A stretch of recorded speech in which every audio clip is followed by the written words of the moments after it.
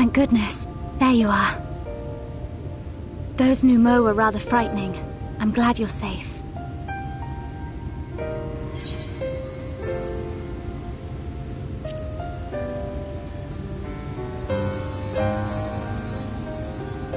No, of course. How silly of me. You're a hero. The Minfilius before me battled Sin-Eaters as part of the Yulmoran army. But that had all changed by the time I was found. They held me captive, so that I wouldn't follow in the others' footsteps. I'd still be in my cell now had Thancred not spirited me away. When he found me, I knew nothing of the world. I didn't know how to live, let alone fight. Thancred once told me that if the efforts to summon you failed, it would fall to me to face the Light Wardens. I realized then that it was the only reason he kept me close. As a contingency. The truth is, he can't stand to be around me. Because I'm not her. I'm not his Minfilia.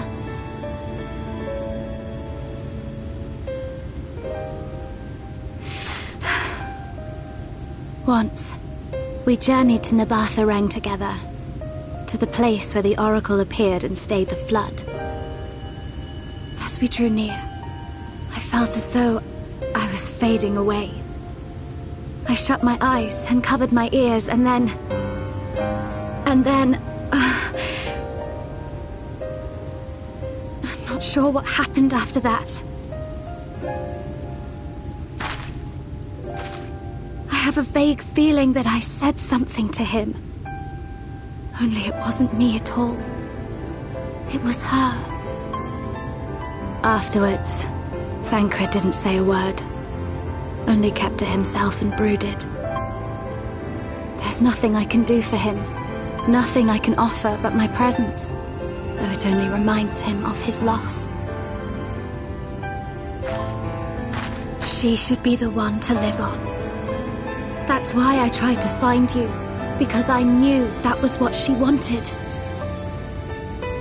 But now that you're here, I'm not entirely sure what it was she intended me to do. Was I meant to tell you something, or bring you to someone, or somewhere? I can feel the answer at the edge of my mind, just out of reach.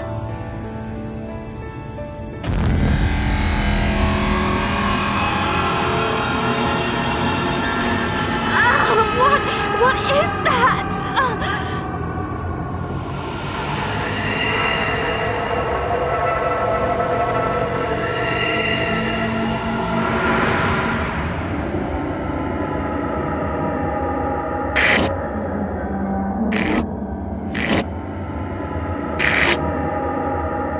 Why? Why did you imprison us? Such boredom, such tedium have we suffered. It is unfair. Unfair.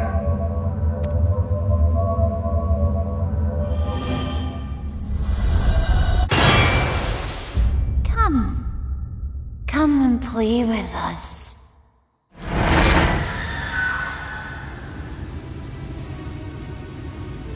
It came from the castle.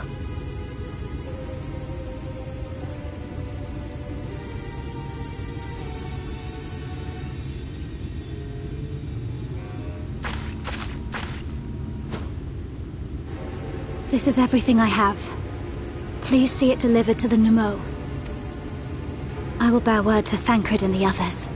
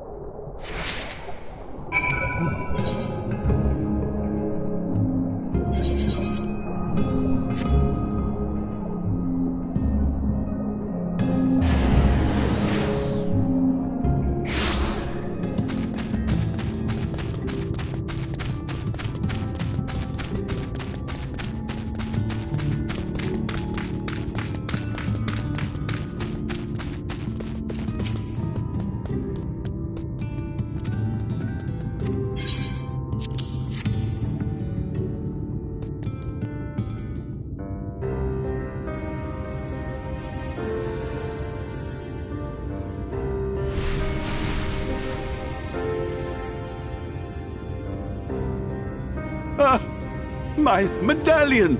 You found it! Oh, I know not how to thank you.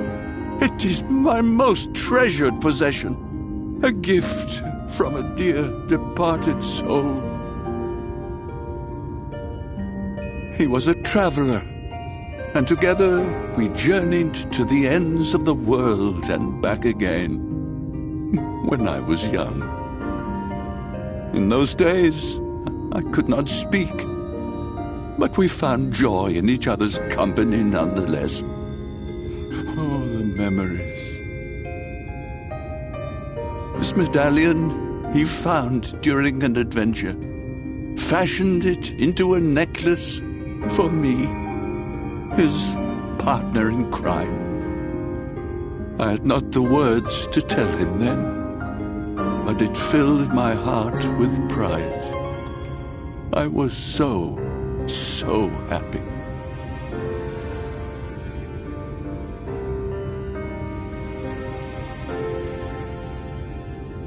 His name was Artbert, and he was my friend.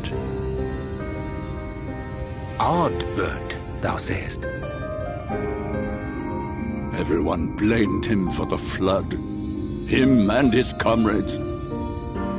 Some few spoke up for them, of the many whose lives they had touched. But as the years went by, their voices were drowned out by those who only uttered the adventurers' names as a curse. It was too much to bear, and so I left behind men and their lies, and came to this place. Ardbert was a trusting soul, constantly being drawn into the troubles of others. Yet in spite of this, he never thought twice when he saw someone in need. He always tried to help.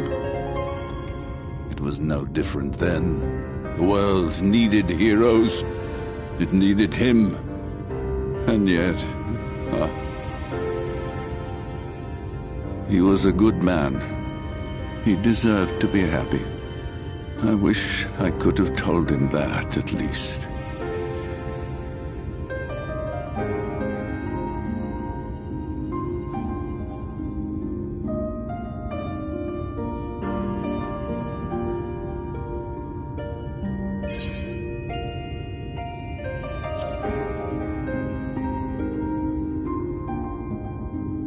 You remind me of him.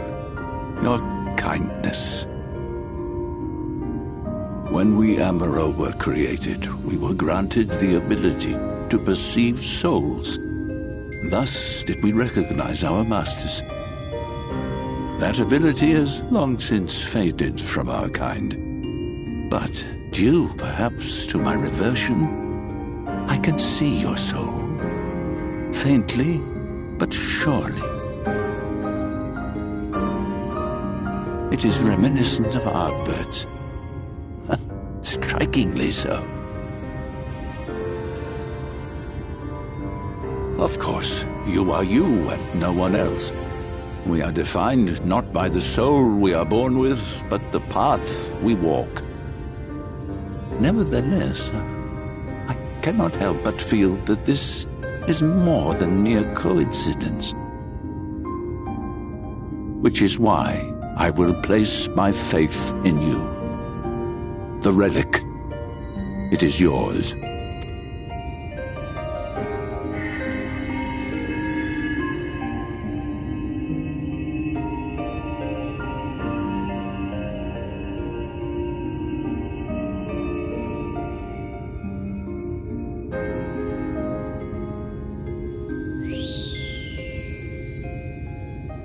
There's trouble! Terrible trouble!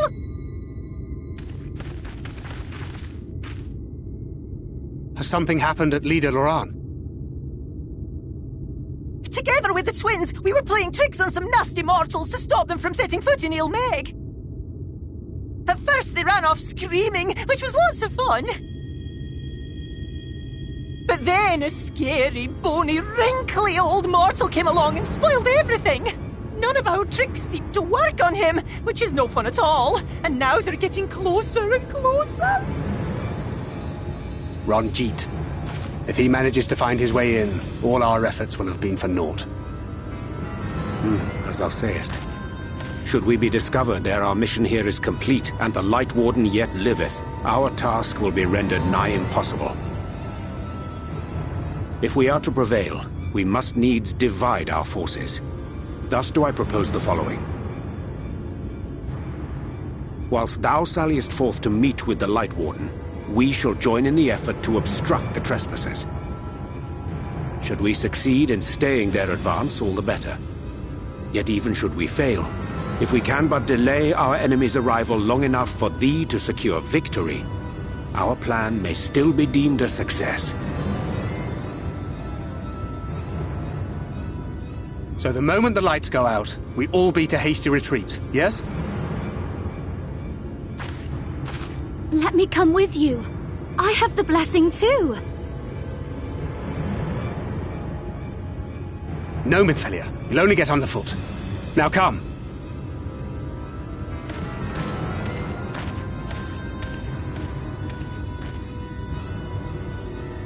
I wish there were more I could do. Please be careful.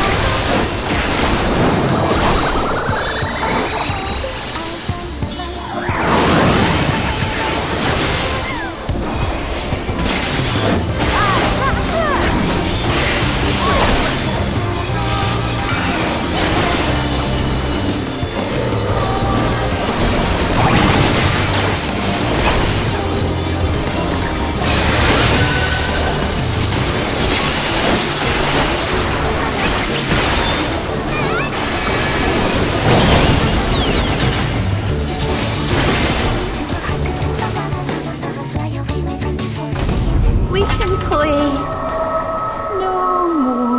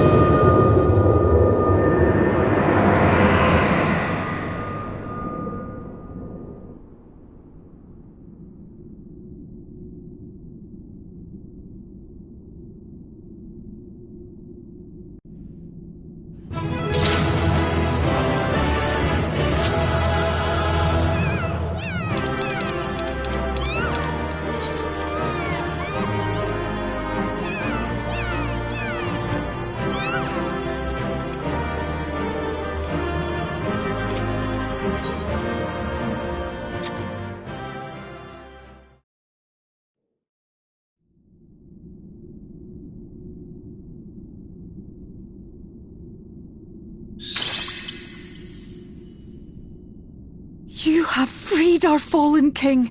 Not that I expected any less, my Snayak.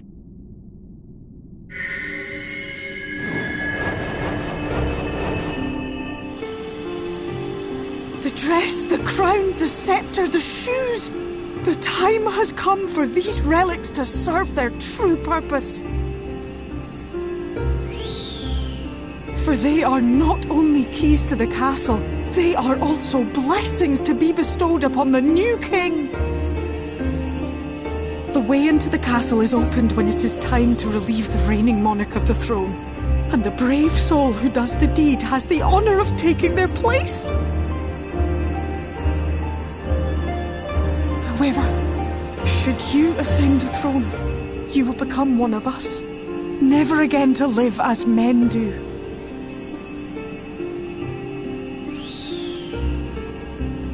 My adorable sapling, my precious mortal. We Fae folk live forever, but such is not your virtue. To strive for a dream you will never see, to sow seeds that others might one day taste the fruits of your garden, that is the beauty of your kind. Burn bright and shine as only you can. These blessings, your lovely branch will accept in your stead.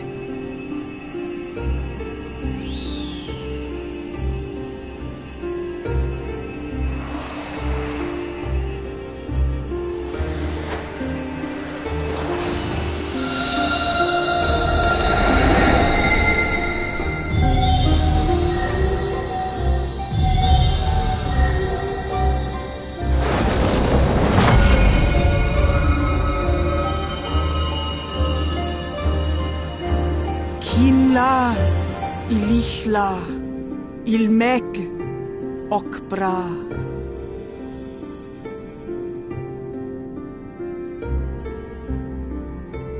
Now, shall we attend to those unwise enough to trespass in our realm?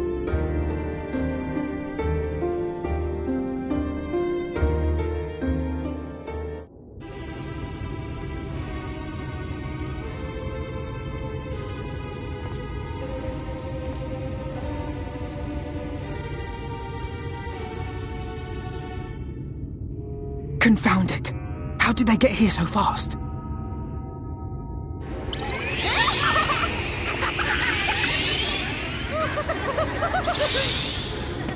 Damn these pixies and their tricks!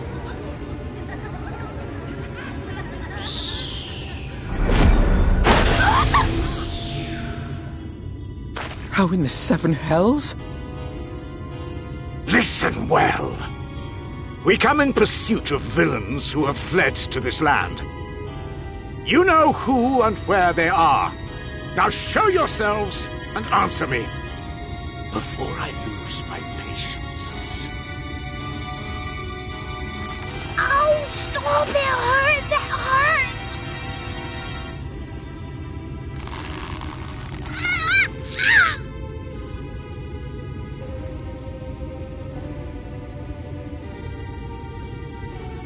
Enough! Lift the enchantment!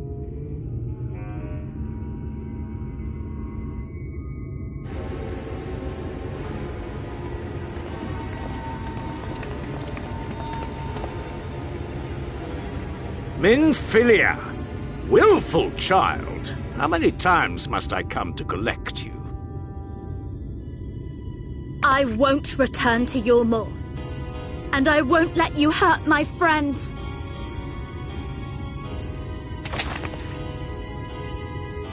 What is this stance? Where did you learn it? No oracle I trained would make such an unseemly show of herself. Know your shame, gal. You're powerless. You have no life nor purpose, save that which our master sees fit to permit.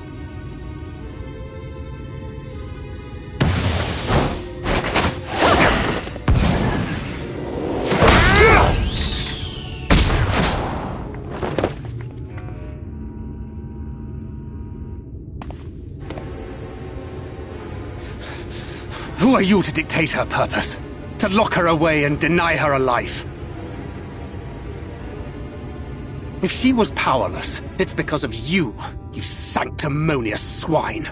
But no longer. Fool! Defiance only begets more suffering. It is through acceptance alone that one may find solace in this god's-forsaken world.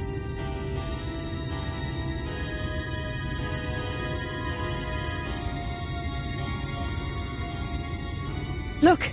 The sky!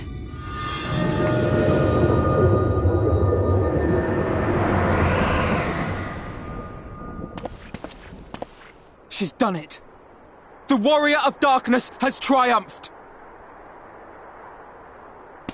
General? What are our orders? What do we do? We do what we came to do. Subdue this rabble and find the warrior of darkness. Forward, men! Take the villains captive! Are you deaf? I said...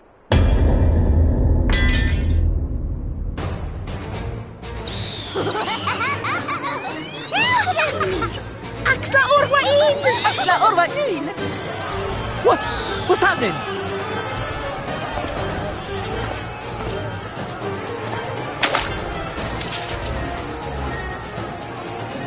Water?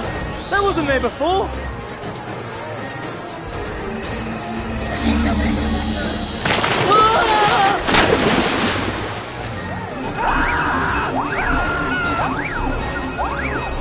Orwaik Ansasi, Orwaik Kinsi.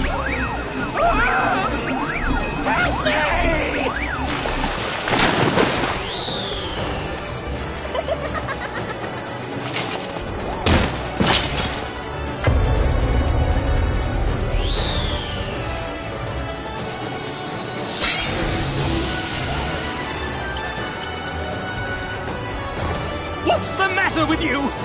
Get a hold of yourselves, damn it!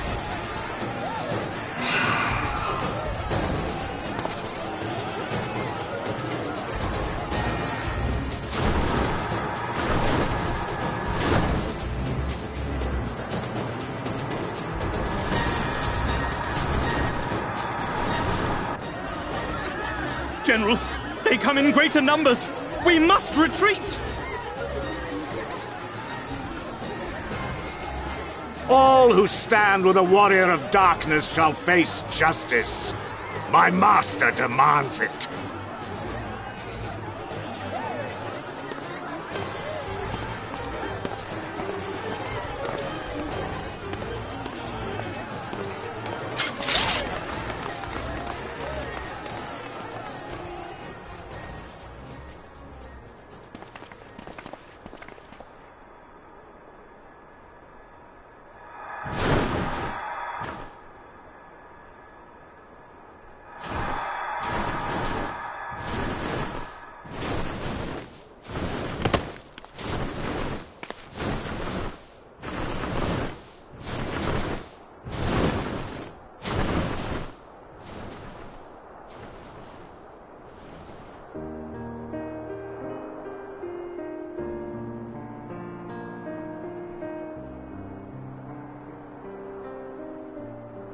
I see.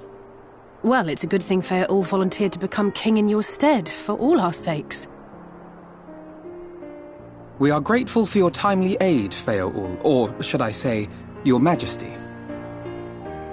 It was the first night in recent memory. We all of us but wished to make the most of it. That's something you must remember about us Fae folk.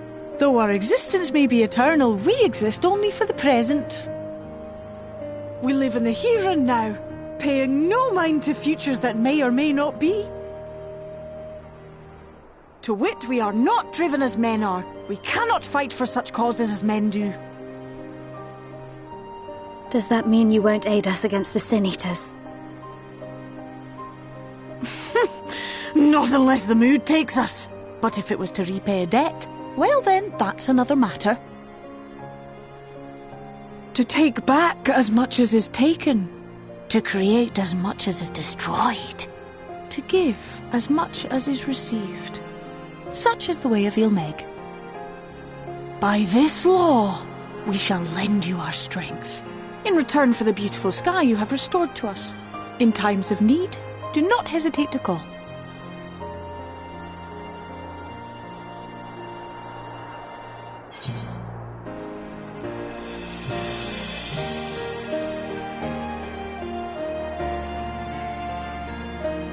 Silly sapling.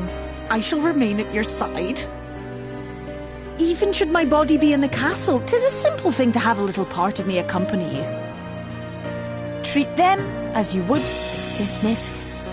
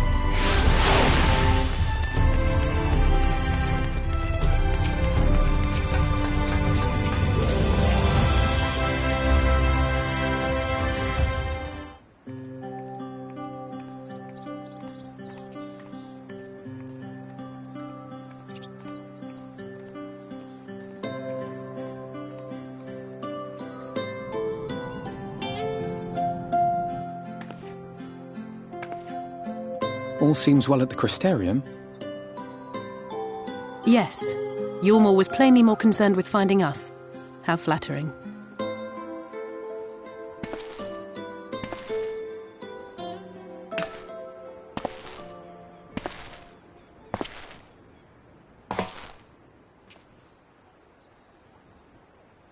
You certainly took your time. I had half resolved to complete the task myself.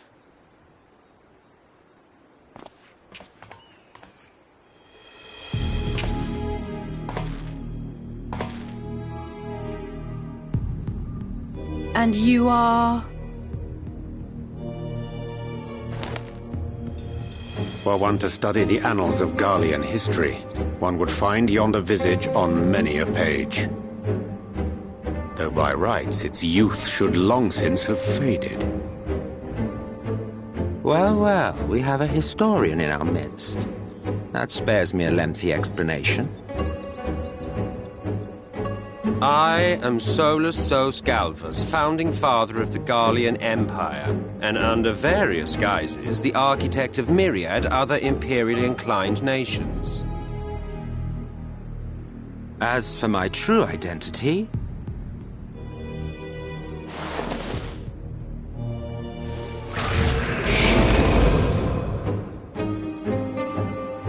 I am Emmett Selk, Asian.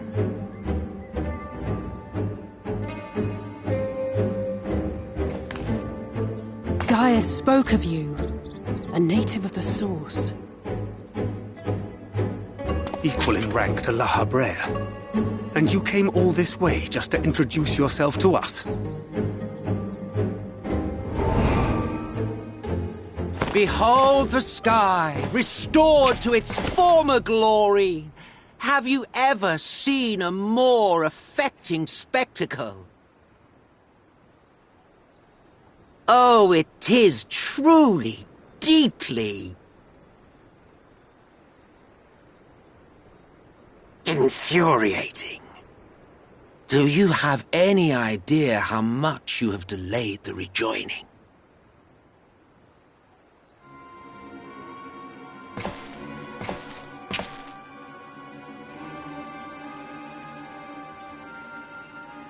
Following the flood, the First had been listing ever further towards the light, towards stasis. The end was in sight. Enter man and his indomitable spirit. He would haul the world back from the brink. And adding his lumpen weight to the power of growth, he duly tipped the scales, if only by a fraction. Yet a fraction was enough to spoil the perfect imbalance needed to bring about a rejoining. Had mankind continued to live in idleness under Vorthri's rule, all the conditions would have been met.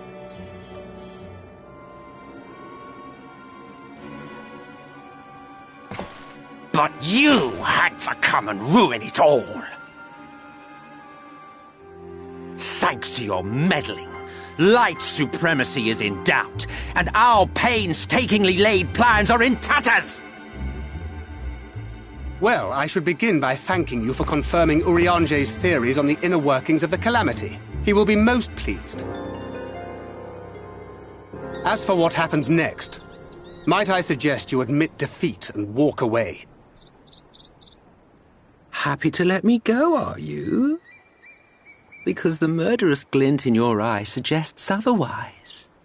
Indeed, it is enough to make me think better of confronting you alone. Look, it did cross my mind to simply side with Vorthri and kill you all. But that's no different from what La Habrea did. And we all know how well that ended for him. And so, while it is liable to be troublesome, I have settled upon a different approach.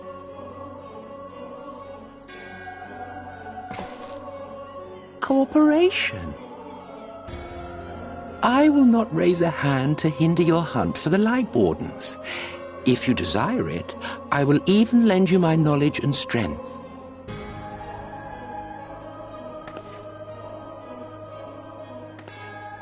Since time immemorial, you and yours have labored to rejoin the 13 shards, at the cost of countless lives.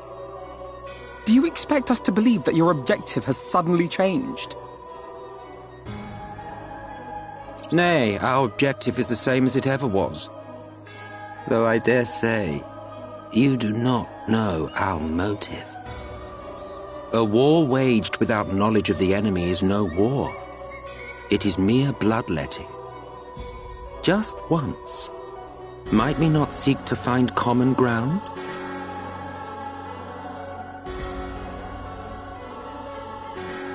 For good or ill, I am immortal. Provided I have the inclination, I can always begin anew, scheme and conspire to my heart's content. But this time I thought that I might instead try to see eye to eye, to understand what drives the hero of the Source, to determine if our goals are truly incompatible. So come, shed your preconceptions. See beyond the unscrupulous villains you take us for. When all is said and done, we may find ourselves pleasantly surprised. The proud discoverers of a path of cooperation rather than opposition. Think of it.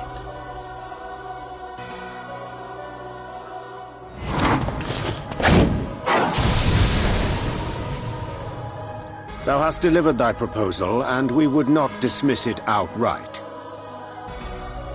If I may offer thee counsel, however, to make thy case via an illusion reflecteth poorly upon thy sincerity. My apologies. You will forgive me if I'm not entirely at ease in the presence of a famed Ascian slayer. I felt it only prudent to take precautions. Nonetheless, your counsel is duly noted.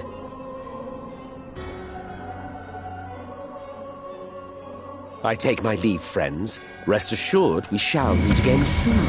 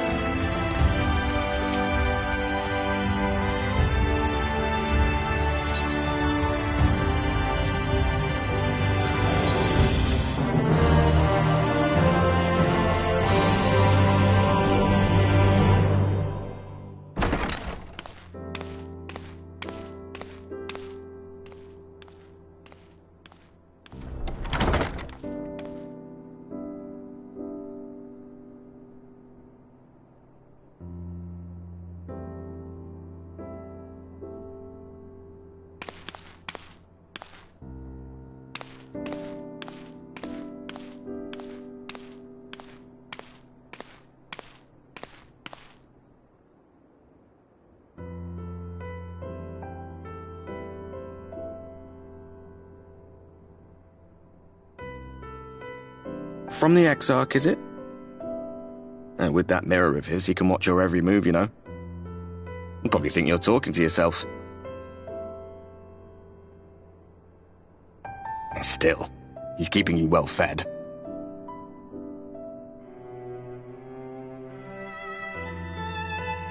Judging by his people's faith in him, he seems to be a decent sort. But so much about him remains shrouded in mystery. Like, what was he doing back in my day? There was no such person when I was around. A lot's happened since the Flood, though. Since I was set adrift. I know little more than you do of this city's history in the Exarch's past. Not that it matters. It's Emmett's Selk we should be concerned about. When our world was about to be consumed by light, the Ascian in white appeared before us. He said that the only way for us to live on was to bring about the rejoining.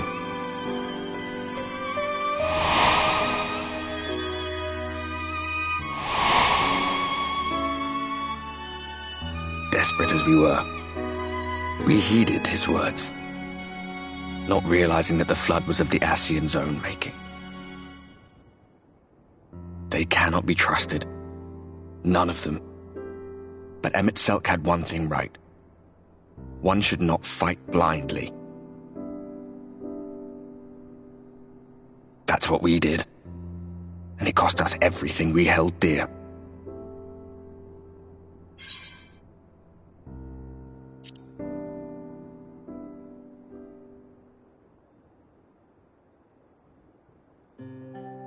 You mean Seto?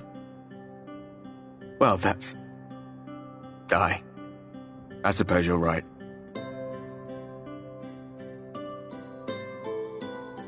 He's done some growing. When we were traveling together, he was nowhere near as big. And he obviously couldn't speak. I had no idea how much that medallion meant to him.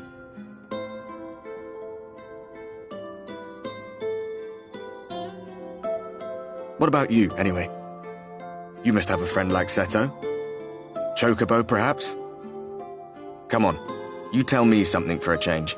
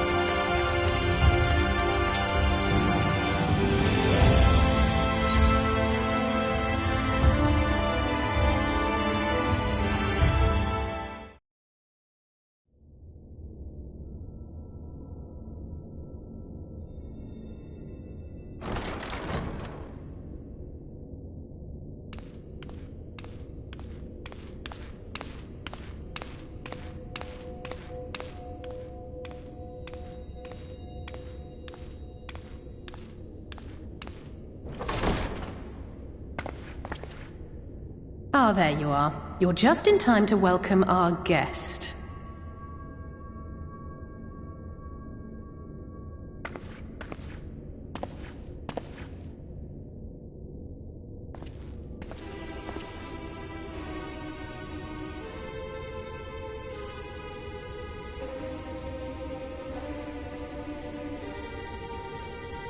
Please. Did I not explicitly tell you that we would be meeting again soon? Lest you forget, I made you a promise. I have no intention of meddling with your mission. I come only to observe.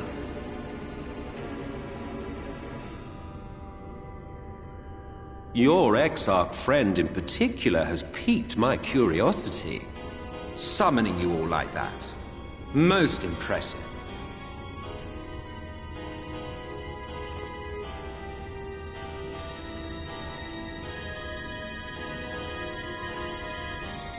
You honestly expect us to believe you've come only to observe? Or that you might deign to lift a finger to aid our cause if called upon? Even if there were a sliver of truth in your words, I would never accept your help. Not in my darkest hour. Not after all the suffering your kind has wrought. So petty. I meant what I said, and I said what I meant. Wage your war against the Sin Eaters, put each and every Light Warden to the sword, prove yourselves heroes, brave and true, and I will be glad to embrace you as allies. Allies worthy of bearing the burden of truth.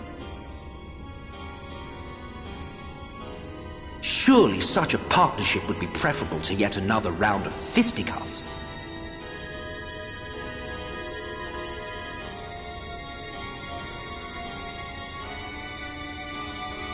And thus did the olive branch wither and die.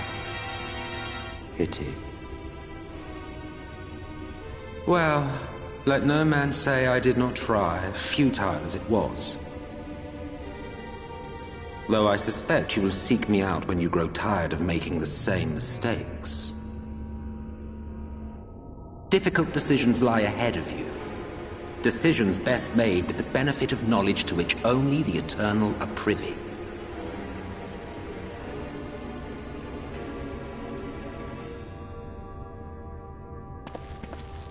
For now, I shall resume my shadowy vigil. Whatever you choose to do, make sure it's worth watching, would you?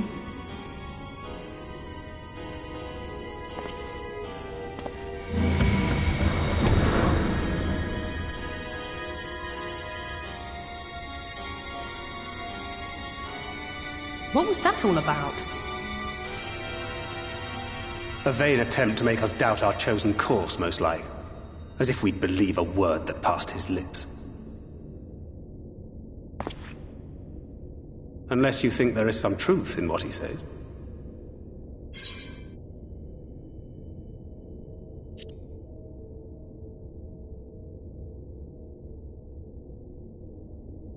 If he simply meant to lead us astray, he could have done so without revealing himself. At least, not in the manner he did. It goes without saying that an alliance with the Ascians is out of the question. But since we have no way of knowing where they might be hiding, it seems only logical to press on with our mission, even if our enemy seems content for it to succeed.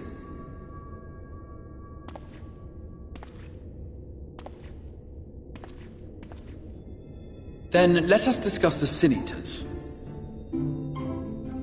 I would begin by thanking you all for your efforts thus far. In striking down the Light Wardens of Lakeland and Ilmeg, you have accomplished more in your short time here than all of our forces managed in the last century. That may be, but the Wardens of Calusia, Armarang, and Raktika remain. Indeed, and their precise whereabouts are as yet unknown. Which is why I propose we divide our forces and conduct a systematic survey of each region. Once we have found our quarry, we may then determine how best to proceed. I'll take Armarang in that case. I know the lie of the land well enough. If there are no objections, I will make for Calusia. I have connections there both in and around Yulmore that may prove useful. Then I would ask that you journey to Raktika. There you will find Y'shtola. With her assistance, I doubt the Warden will evade your grasp for long. Is Y'shtola the conjurer you and Urianger used to talk about? That's right. Though we haven't spoken much since she left for the forest. I fear I may be to blame for that. I had every intention of relaying the news of your arrival, but she is disinclined to speak with me. You have visited her, have you not? Might I trouble you to... 'Twould be no trouble. My thanks. While you are all out in the field, I shall be here attending to business. I had somewhat fancifully contemplated joining the search myself, but other matters demand my attention.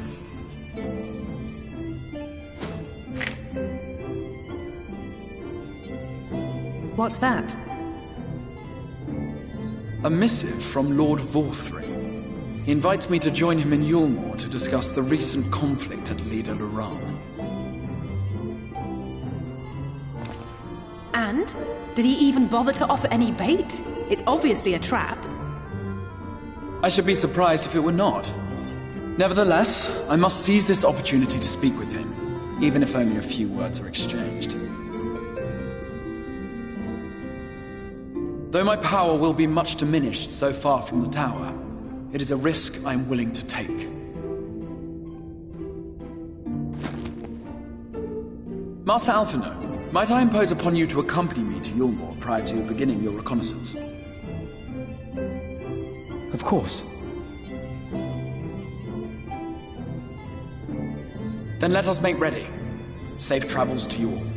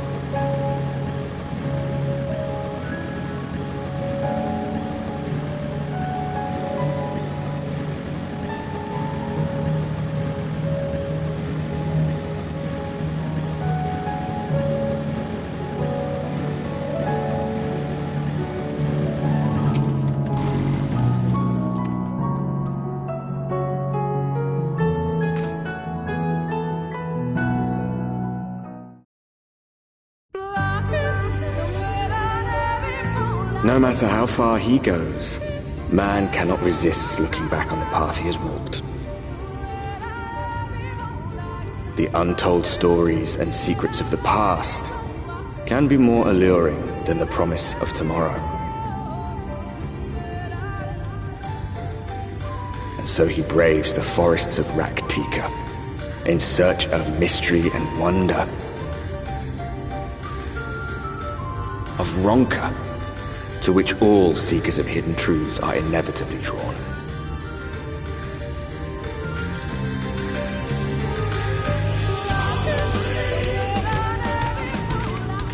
We have arrived. Vast though these woods may be, they are, by and large, uninhabitable. Not so the swamps of Sidia, however, whose sparse foliage permitted man a foothold.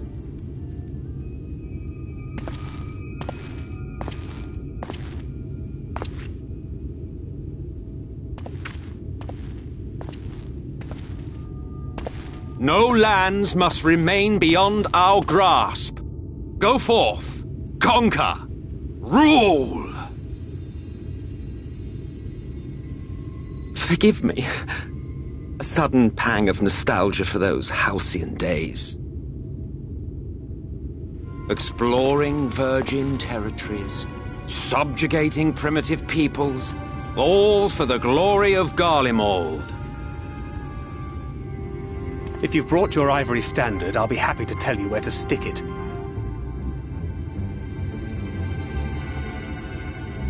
Can we not simply take a moment to enjoy the view together?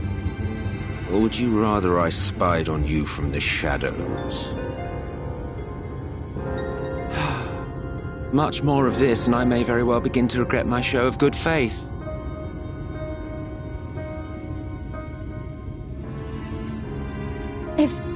If you really want to stay, then help us fight.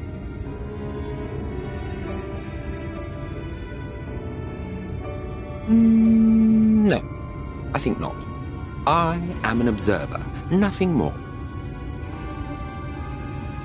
Even shielded by the shadows of these boughs, I feel the light's presence most keenly. To accompany you is taxing enough. To fight is out of the question. I will suffer your company if I must, but not your commentary.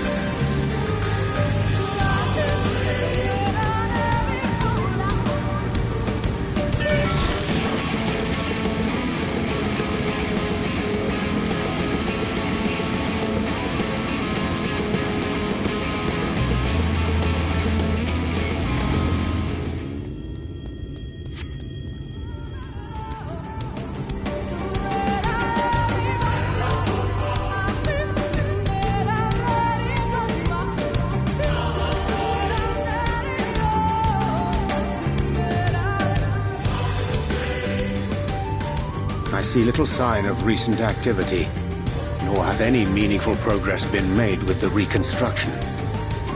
Mayhap Y'shtola sought shelter elsewhere. Come, let us quit this place.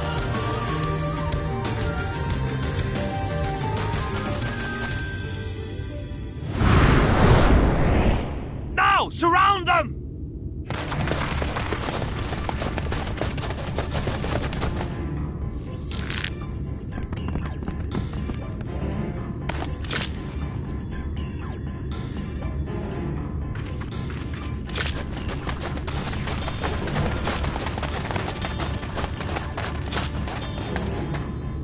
These senators, they're not like the others.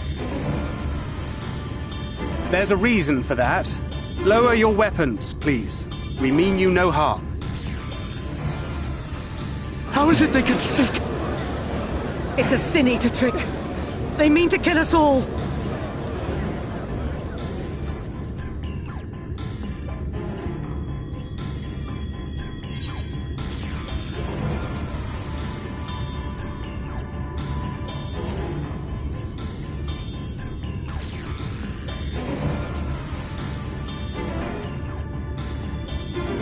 That will seem a lot less amusing when we are forced to kill them.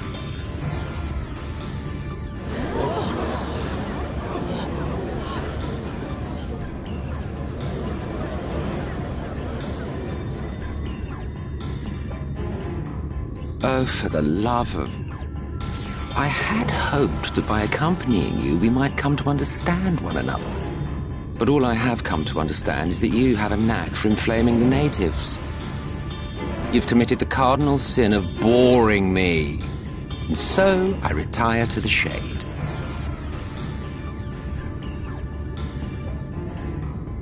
Good luck.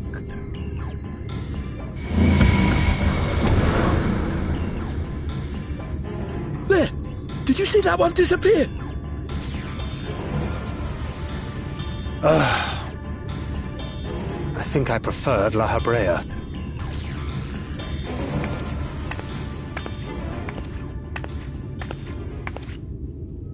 Enough. Runar, report.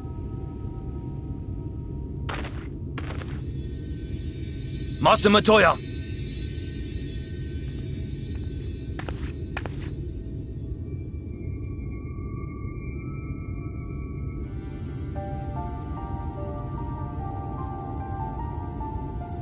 We apprehended them as you ordered, but... are you certain these are Sin Eaters? The intense light of the ether I saw was unmistakable. If not Sin Eaters, then what? 'Tis passing queer that Y'shtola should mistake us for the enemy, is it not? Mayhap it hath been too long since last she beheld the radiance of thine ether. Master Matoya, hath time truly made strangers of us? Nay, I recognize you, Urianger, Thancred. And this is Minfilia of the First, of whom you spoke before. Just so. And knowing as thou must that we come in peace, might I prevail upon thee to have thy comrades lower their arms? First explain this other presence in your company, the one I know not. There is but one manner of creature in this world whose ether is suffused with such an abundance of light. Mine apologies, Master Matoya, but thou art mistaken. Before thee standeth our dearest comrade, the truest hero among us. Though she is but recently arrived here in the First, not one but 2 Light Wardens have already perished by her most puissant hand.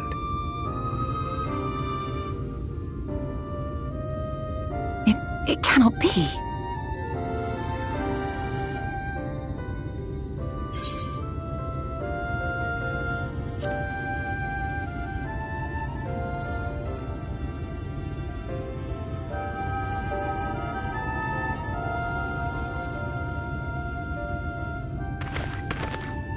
Master Matoya? Lower your weapons.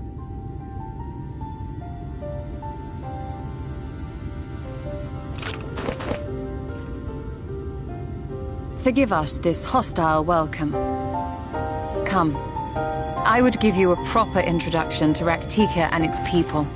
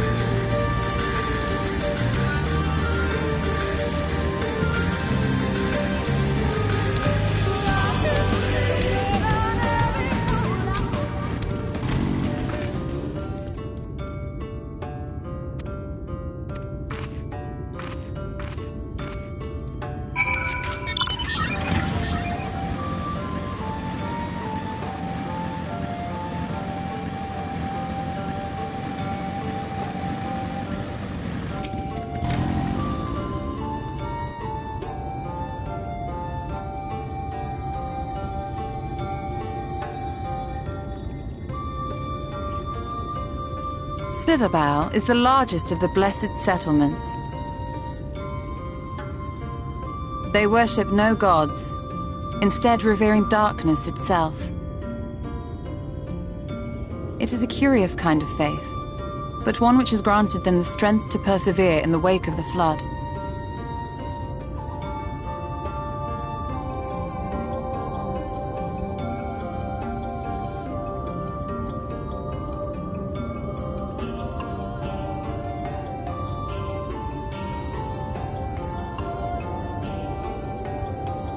I hope you weren't expecting a grand feast by way of welcome. They are a simple people.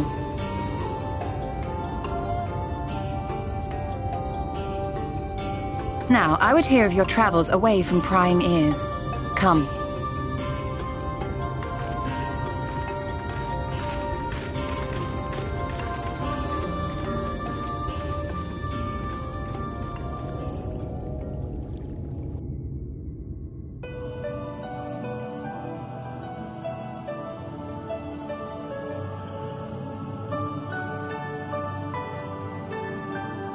I see.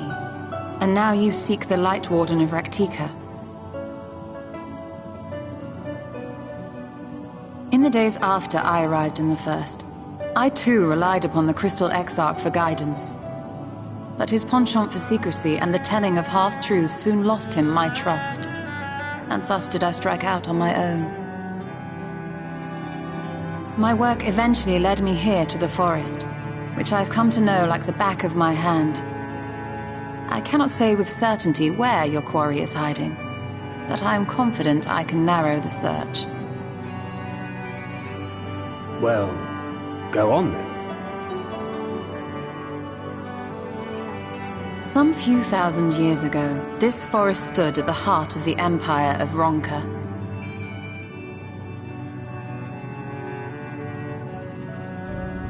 A great many relics of that civilization can still be found to the east in Ffxiv. Or rather, could be found, were the area not fiercely guarded. Ffxiv, you see, is home to a tribe of warriors whose lineage is said to date back to the time of the Empire. Any attempt to enter their territory is met with lethal force. They offer no warnings, and suffer no trespasser to escape. Needless to say, my every attempt to survey the area has been thwarted. Mayhap the Warden hideth there, full knowing none may approach it for fear of these protectors.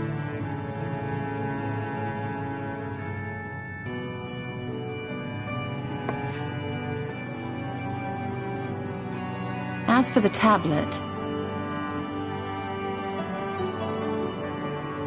I find the timing of its discovery suspiciously convenient. If I did not know better, I would think someone was trying to curry favor with me.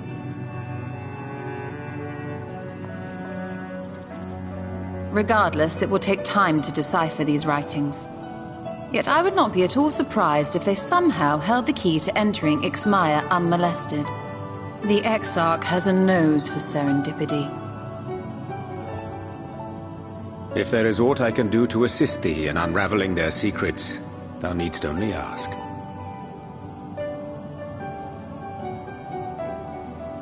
Thank you, Urianger. I may well take you up on that offer. While we set to work, might I suggest you take a tour of the city? Should you be in any doubt as to the importance of your role as the Warrior of Darkness, the people here will surely cure you of it.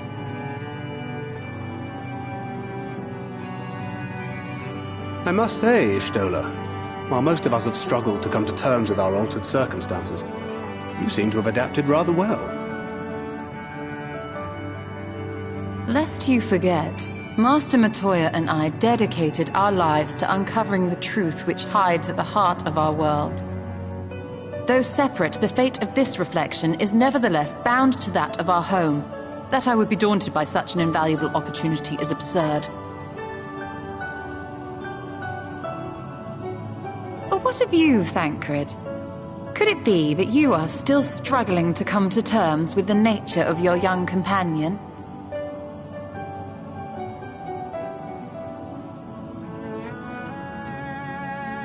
My struggles are none of your concern. Quite why you would speak thus and in this company, I do not know. Perhaps you left more of yourself back in the source than I assumed. If you'll excuse me.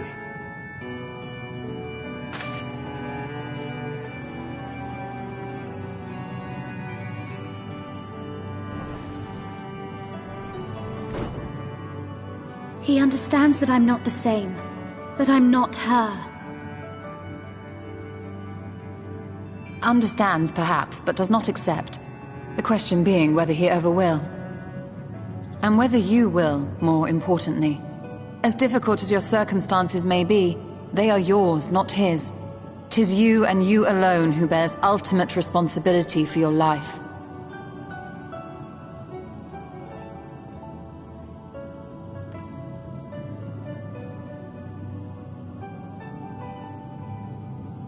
But you need not make any hard choices now. Why not go and get some fresh air, clear your head?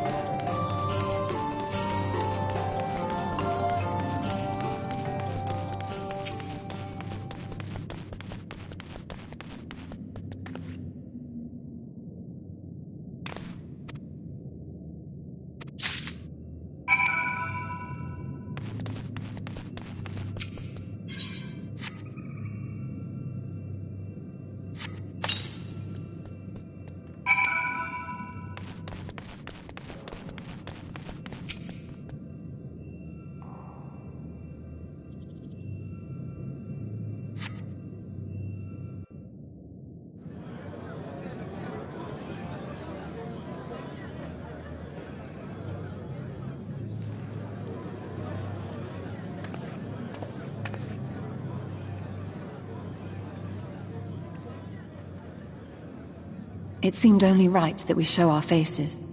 May we join you?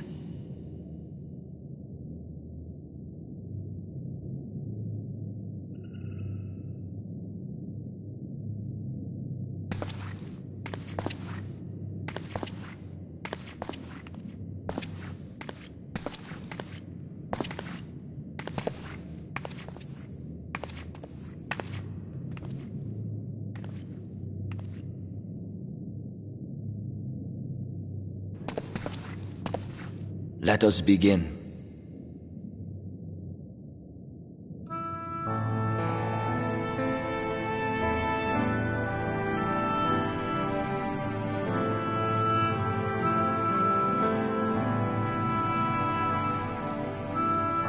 I thank you all for coming to pay respects to our fallen daughter of the night. In the light, she was known as Todia, but in the dark, we shall remember her always as Menine. Let us each take a moment to offer her our prayers.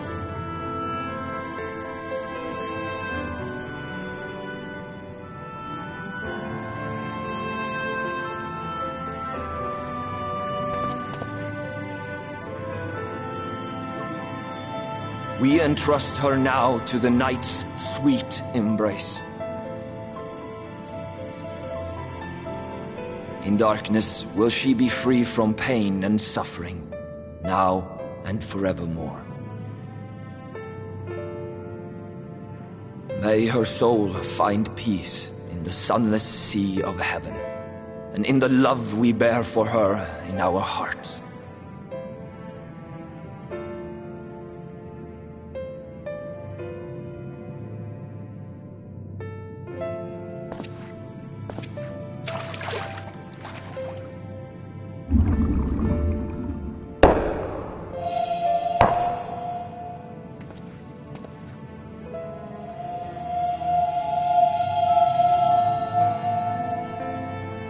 That vessel represents the night sky, the sunless sea of heaven.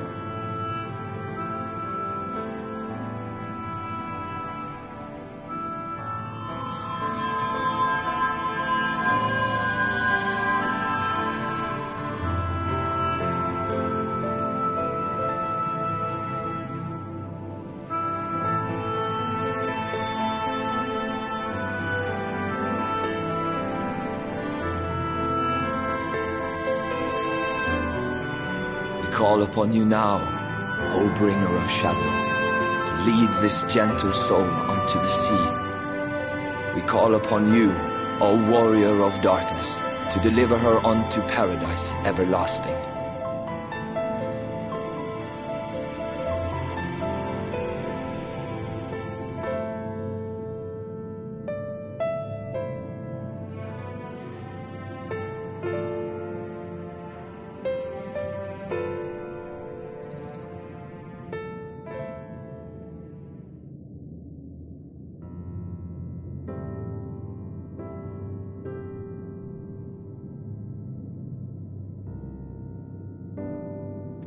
I am told you assisted in the preparations for the service. On behalf of the Blessed, you have my sincerest thanks.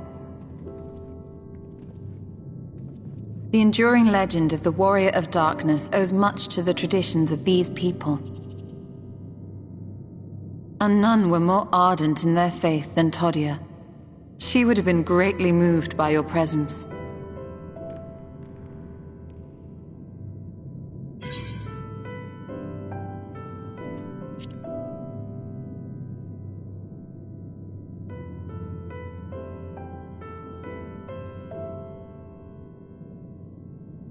You might not deliver her to the heavens, but if you could deliver the night sky to her people, the real night sky, it would be the next best thing.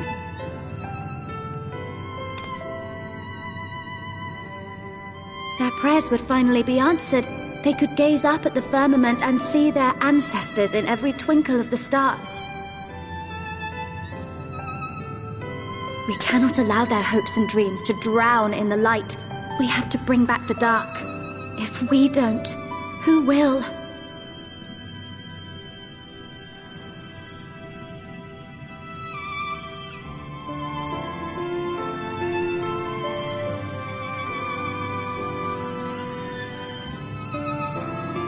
Forgive me, thinking of all those we have lost.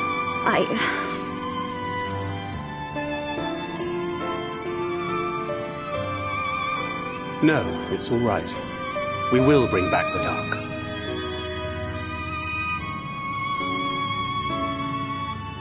Mayhaps sooner than later, in fact.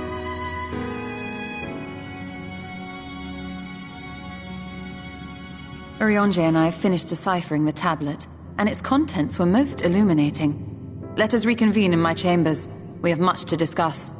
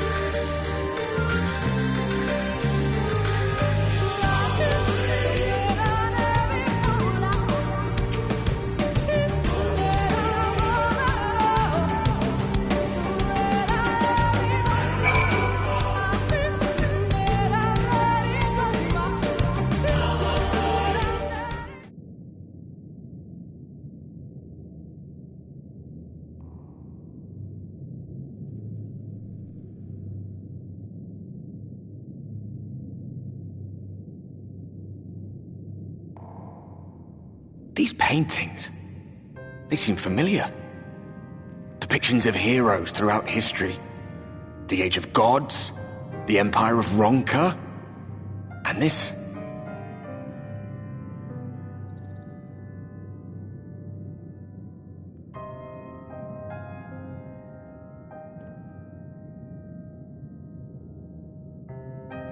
There was a man, a researcher who pored over these pieces. He offered us work when we needed it, slaying beasts, delivering provisions. A funny old bugger he was, but he had a good heart.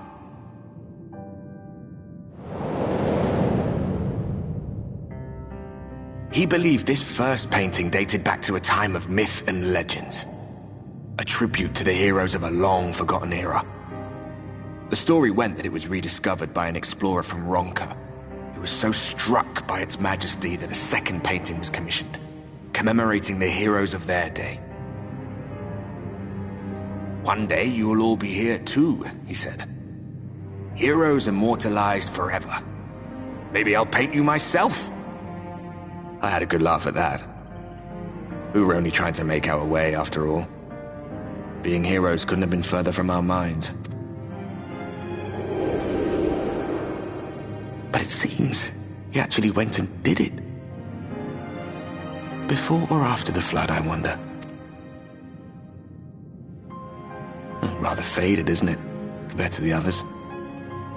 Or did someone try to scrape it off the wall?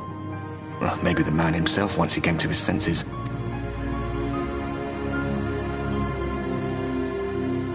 Do you suppose your deeds will warrant an addition to this collection? Or some other kind of monument?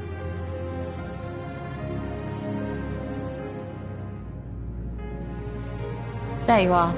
I have everything I need. Let us quit this place.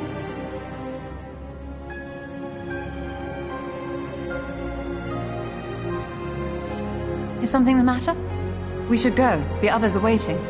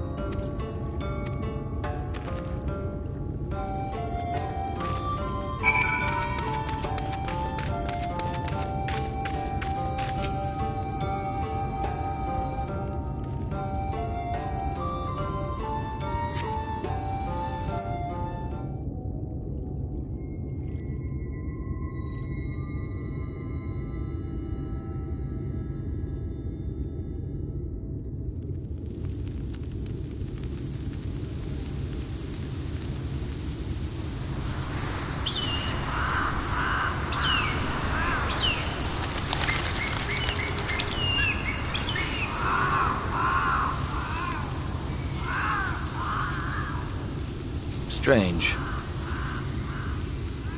The others on patrol should have returned by now. Our food will be overcooked if we wait any longer. We will just have to start without them. Would you call Master Matoya and the others?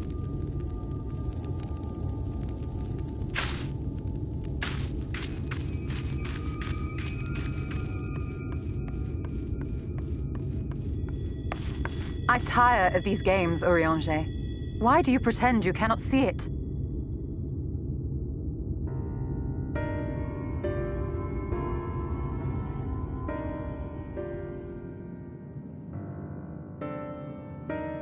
The blessing may spare her the fate of becoming a Light Warden. But you cannot be blind to the nascent corruption. She is not as she was in the Source.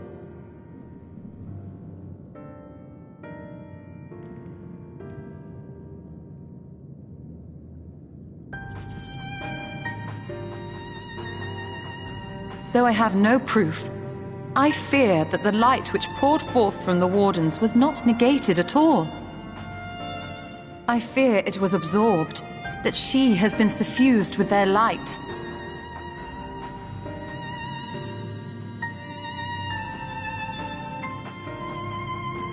Though I have given thought to this possibility, I dare not speak until more is known.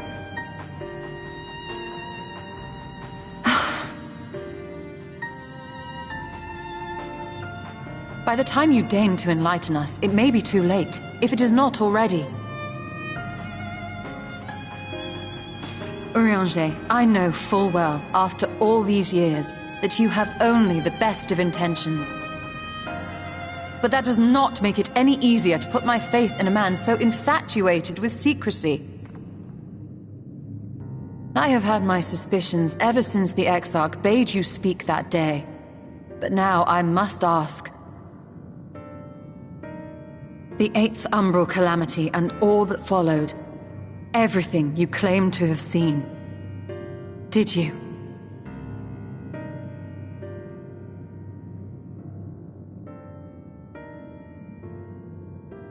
Help! Someone help! The Umorans have come for us! We're under attack!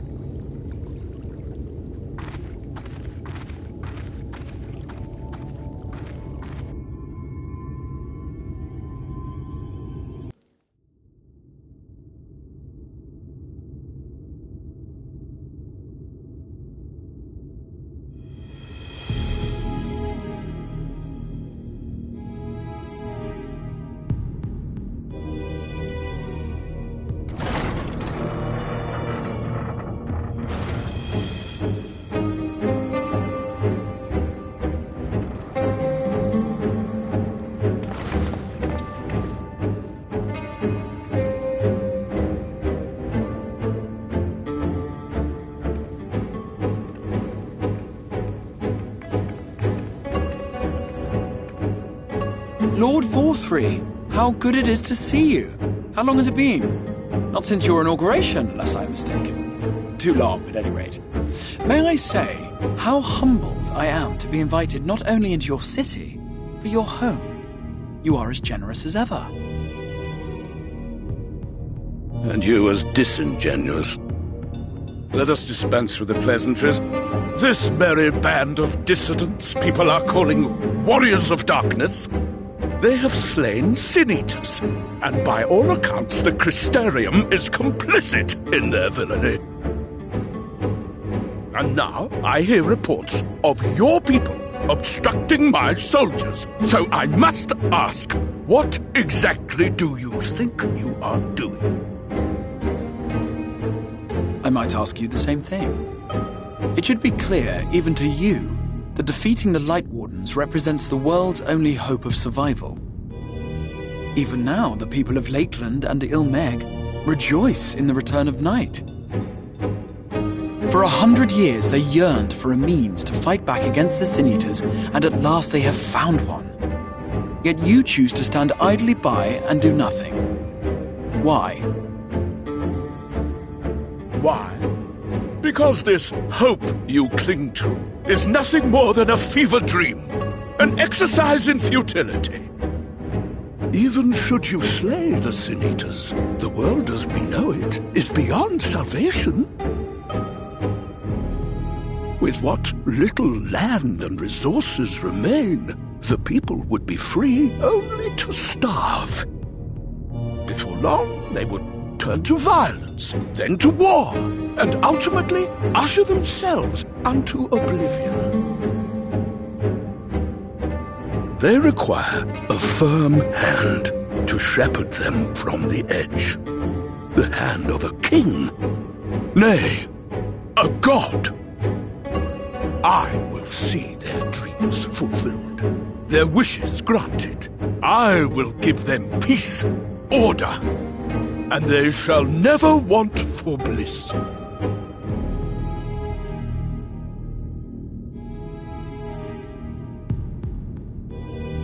Men are fickle creatures who entertain vague ideals without the faintest notion what they cost. But a little fear can go a long way towards helping them realize what it is they truly need. Sanctuary. And they shall find none in this world save that which I afford them. That is why the Sin Eaters exist. To unite the world under my dominion. A paradise fit to grace the 8th Umbral era. What was that? A minor epiphany, nothing more.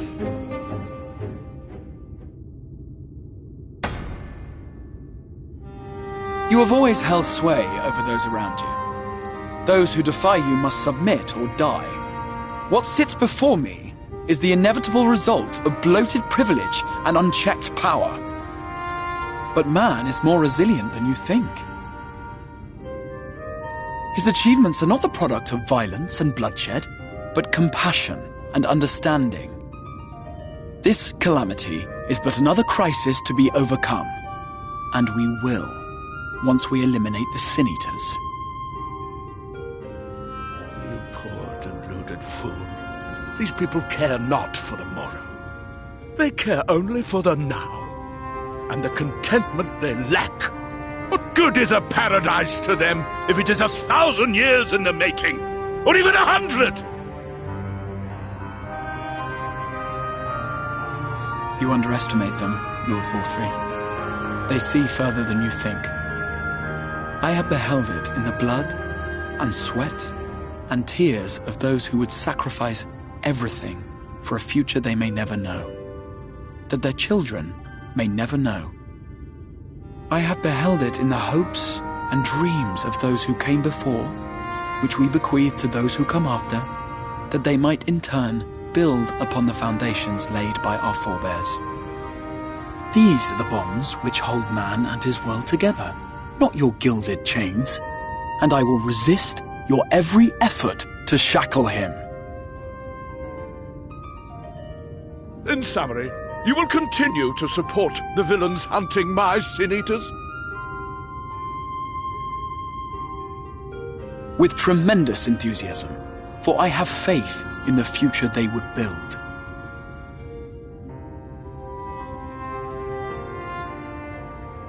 Oh, why do I even bother? Fools, the lot of you! So naive! So painfully predictable! Did you imagine I did not know your mind? That I would wait until after this meeting to dispatch my forces? Even as we speak, they march to the Sin Eaters' defense. Insurrection will not be tolerated! The people of this world are mine to rule, mine to command. And you are no exception!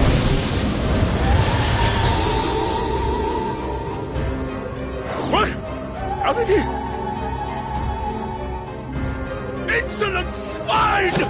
I will not stand for this! Do you hear me?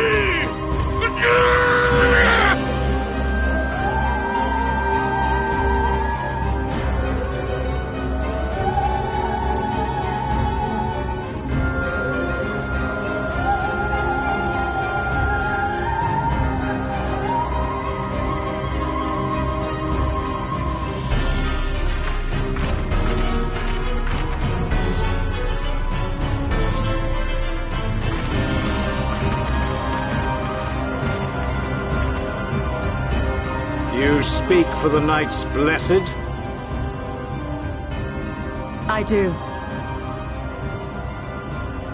I presume that is your doing. If you've come to parley, I must insist that you first return him to us. You're in no position to make demands.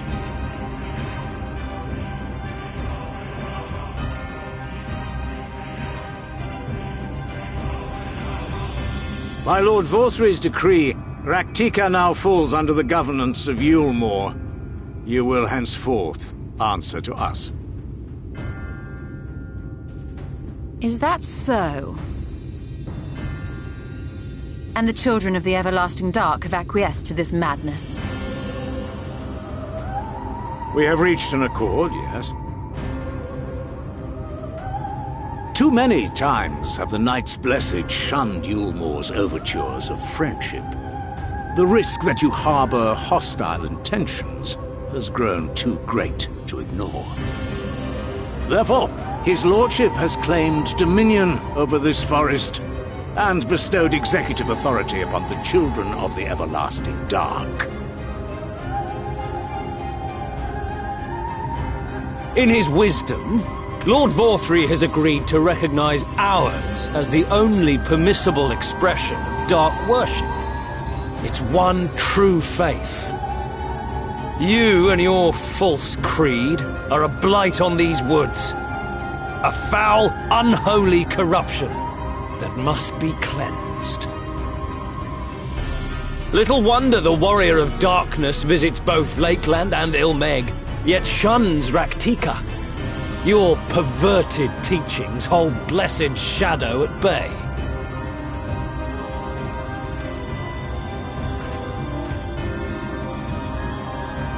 You have accepted the yoke of Yulmore to spite us, then? Fools! Darkness will never return to these skies while they hold sway. Those of you minded to obey his lordship are to make for Woven Oath with all haste. We will leave you, that you may have time to prepare. Woven Oath? Are you suggesting we abandon our fate to join those zealots? What has your faith afforded you thus far? Nothing! We will guide you along the righteous path. And should we refuse?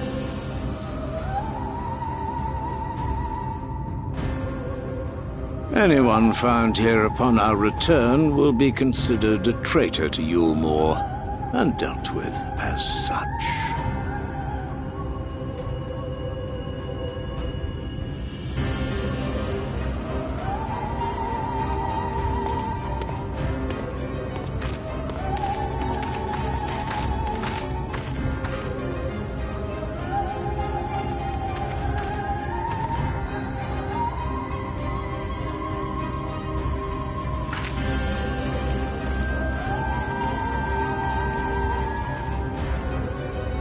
We will discuss these developments after I have tended to our casualty.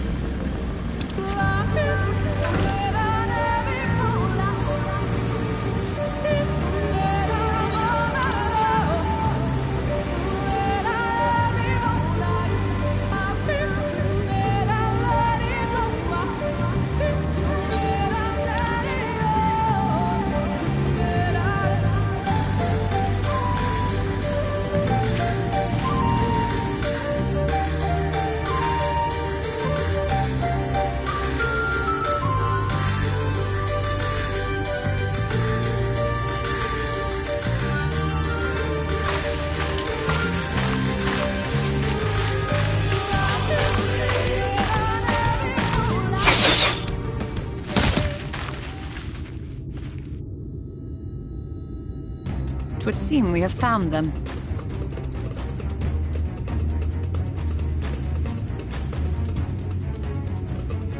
You trespass upon sacred ground! Begone!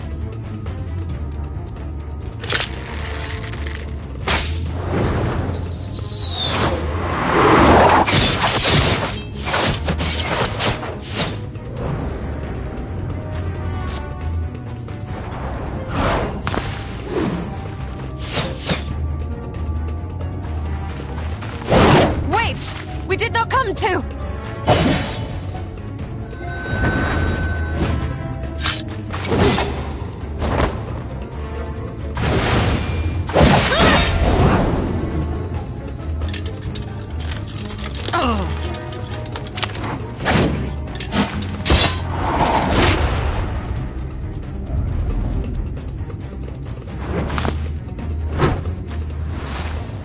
Stop! We mean you no harm!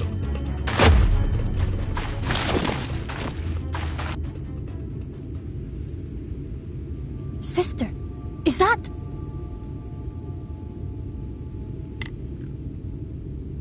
We are allies of the Empire of Ronka. As is customary, we come bearing the seal of the Emperor.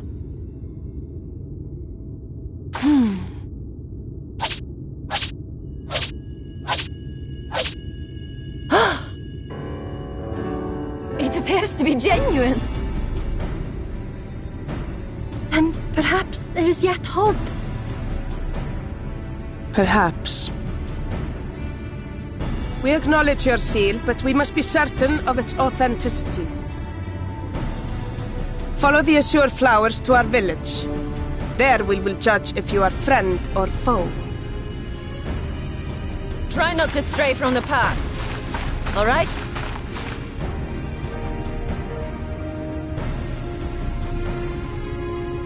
Follow the flowers.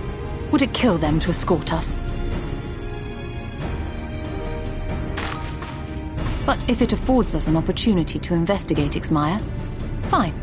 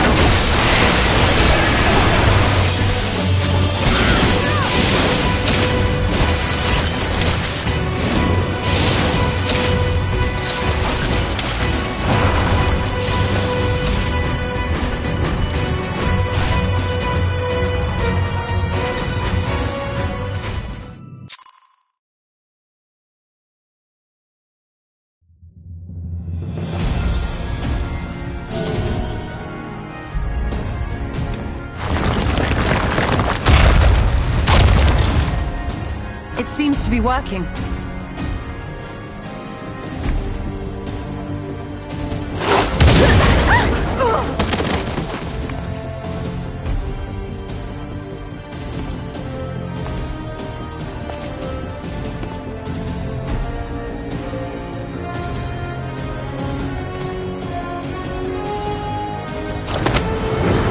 I think not.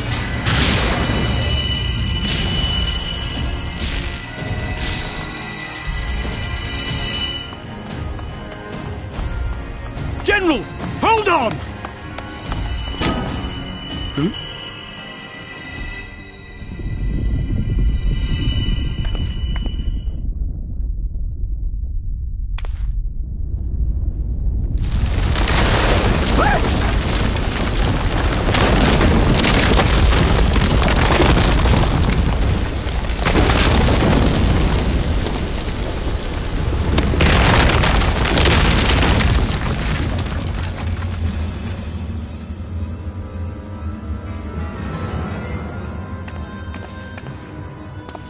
Expertly done. How was I to know that that would happen? It looked like any other part of the floor!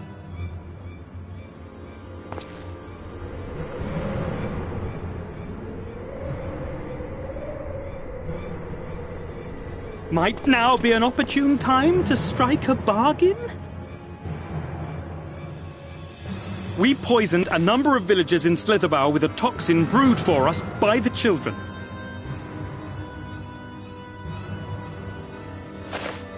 This is the antidote.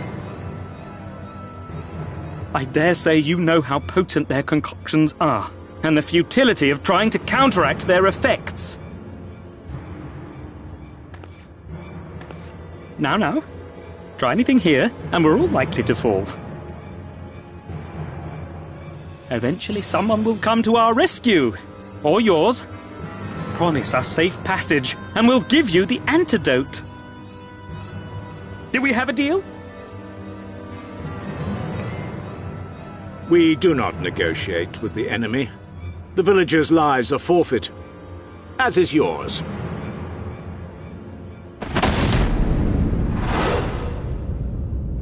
General?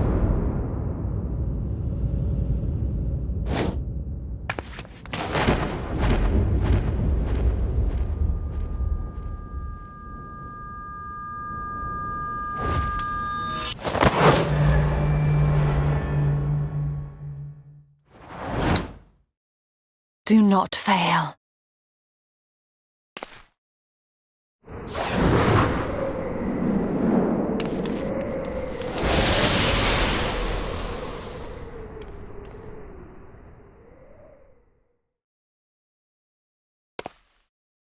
How noble and pointless.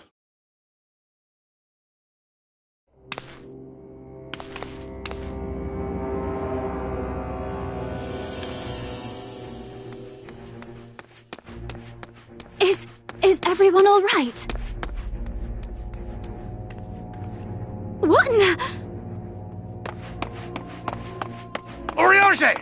At once!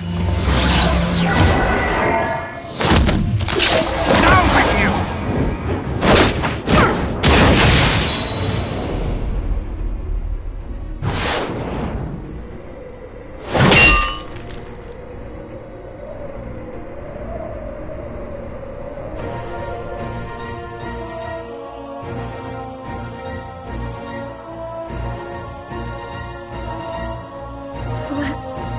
Where is Y'shtola?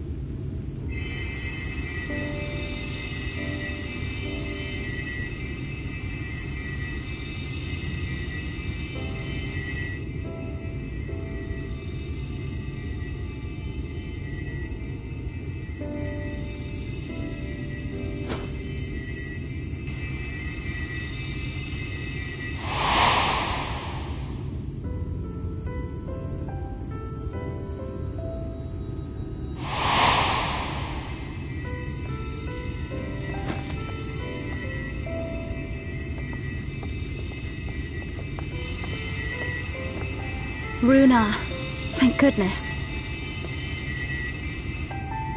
We delivered the antidote to Slitherbough, and from what we could gather on the way here, the Ulmorans have had the good manners to withdraw.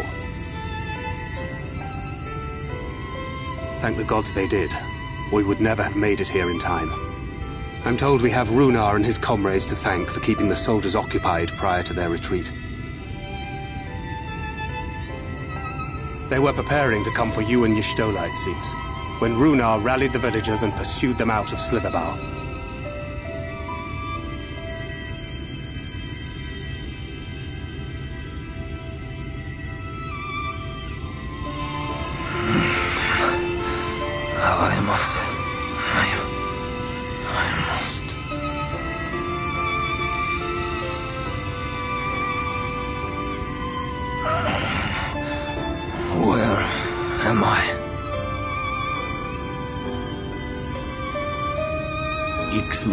In the care of the Vis. Thou art safe now, friend.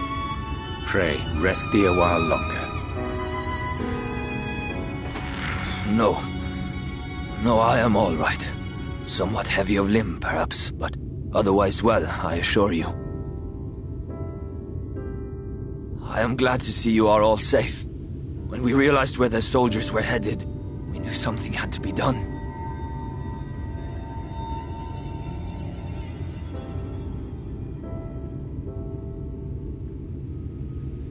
I do not see Master Matoya. She was with you, yes?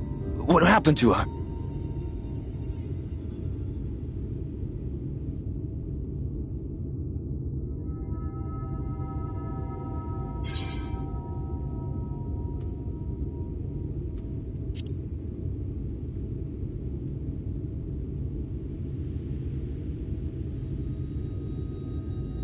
Spare me your riddles and speak plain. Where is Master Matoya?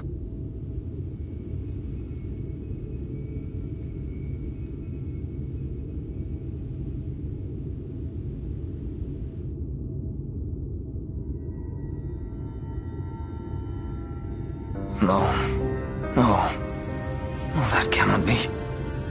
Why would she do such a thing?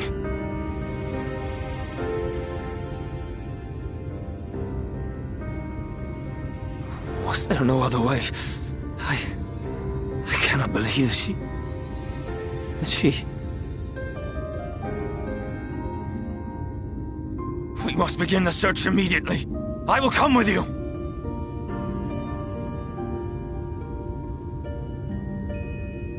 What are you waiting for? We must find her! She could be trapped, or hurt, or... She is alive. She is alive, damn you!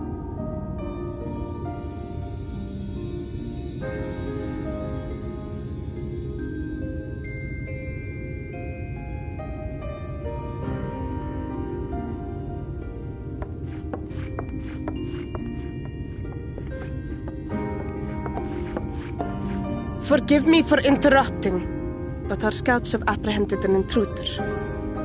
We thought perhaps he might be an associate of yours.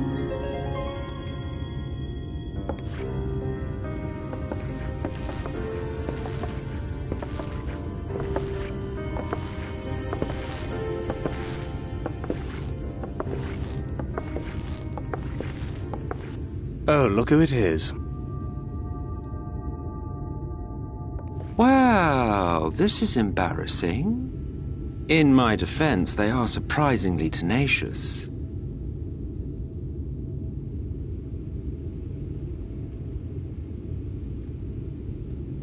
So, what trouble have you gotten yourselves into this time?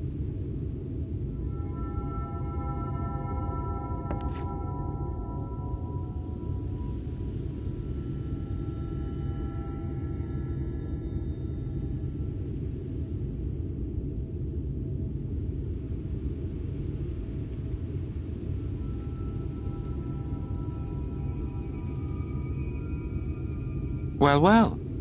What an intriguing turn of events. My condolences, by the way. 'Tis never easy to lose the ones we love.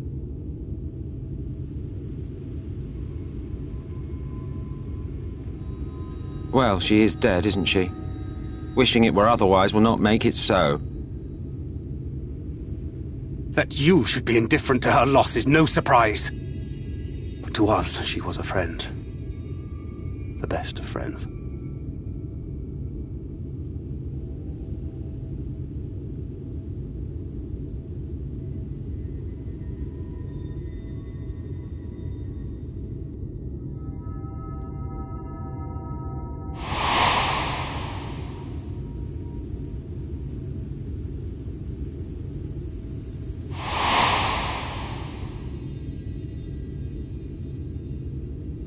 You have something on your mind.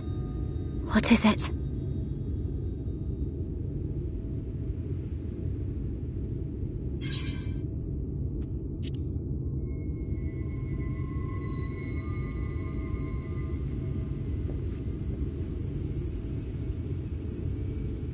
Pray recount to us again that which thou witnessed in the ruins, omitting not the slightest detail.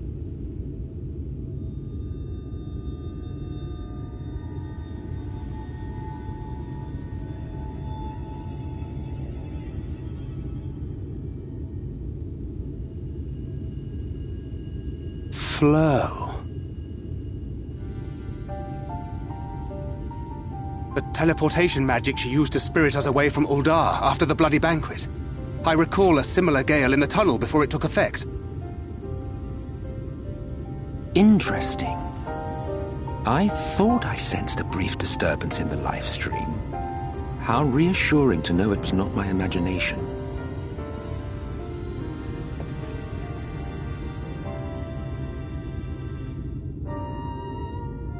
I felt it only once, I should mention, which would suggest she is still adrift on its currents. Then I fear she may yet be lost to us. For it was only by the grace of the elementals that she was plucked from that great ethereal river.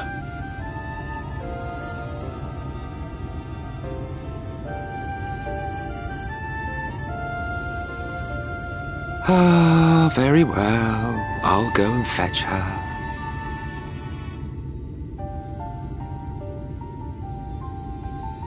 Perhaps a clear and unambiguous act of kindness will serve to win the trust you seem so determined to deny me.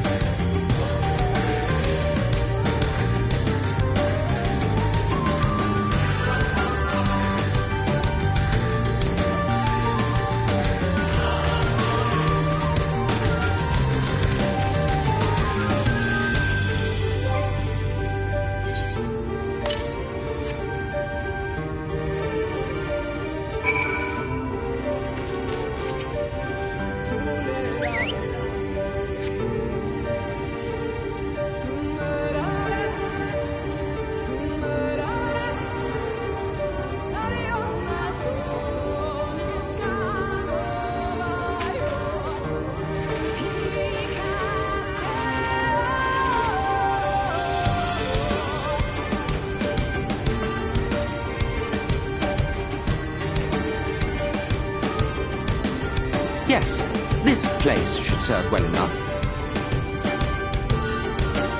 Might I have a little space?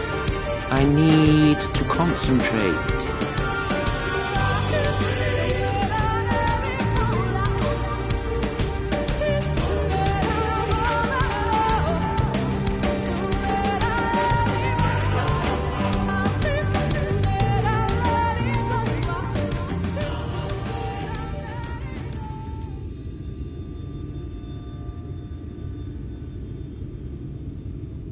Now then, what color was her soul again?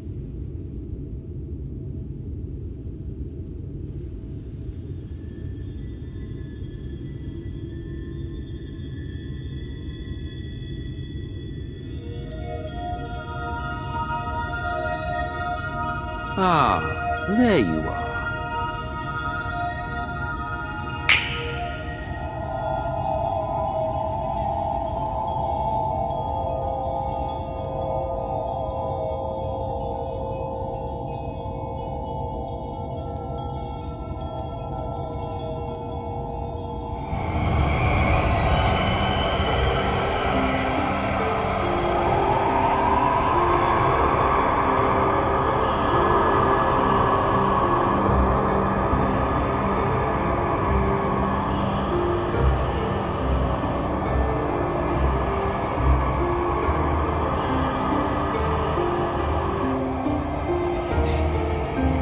He's done it. He's brought her back.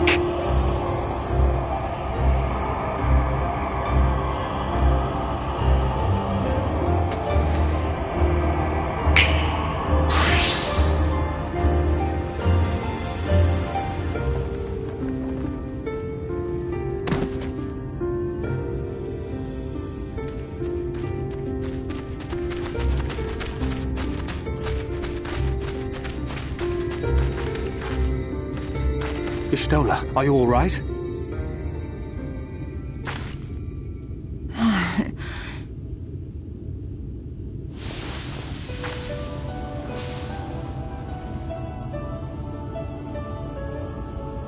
Yes, though I cannot imagine how. What happened? Thou didst invoke the power of flow, which thence did usher thy soul unto the life stream.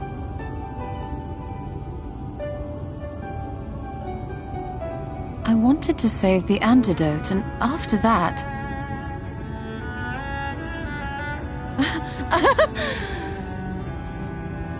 I did something exceedingly reckless, for which you will just have to forgive me.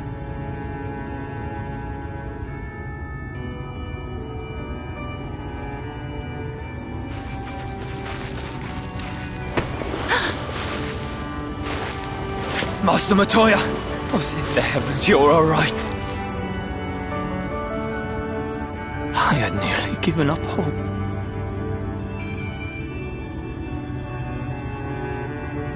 Please, Renard, dry your tears. What would the others think if they saw you like this?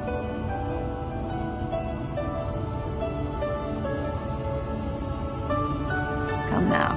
Did you really think I would go gently into that dark night with so much left undone? So many mysteries left unsolved.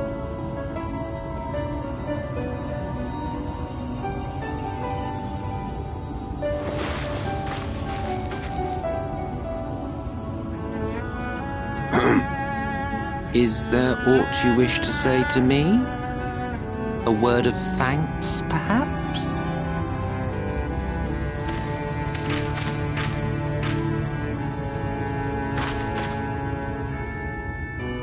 Emmet Selk, the Ascian of whom I spoke. 'Twas he who plucked thee from the life stream.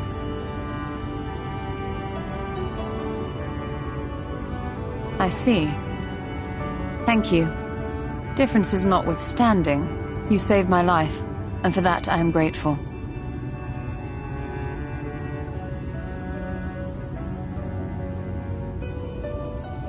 But let us turn our attention to more important matters, such as the Katana Ravel. You had better not have explored its depths without me.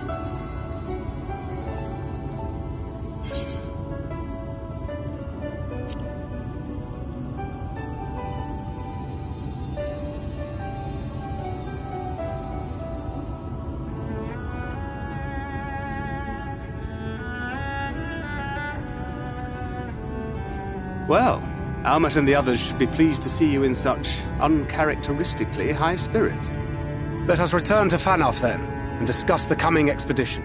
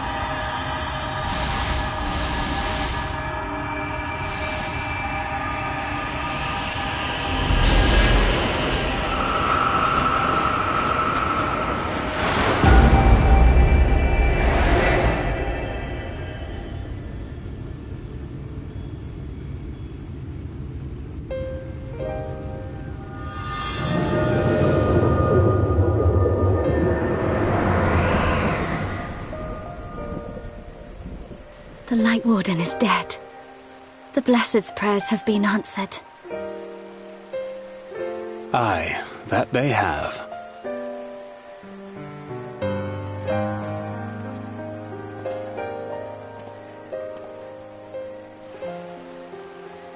Her condition yet troubleth thee? It does. Though she shows no immediate signs of corruption, the danger remains. She must be told.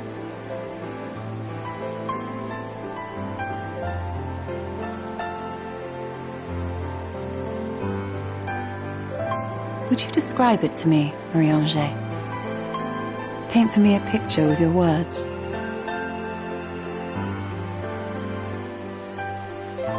A sea of shimmering stars.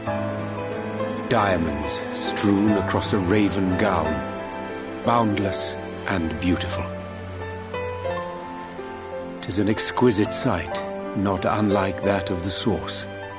Calm and gentle and forgiving.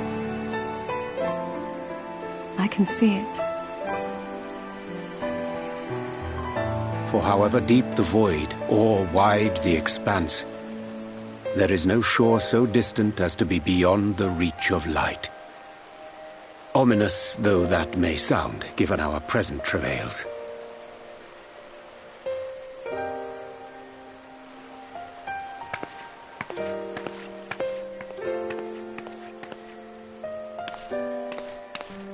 Well fought. Let us return home.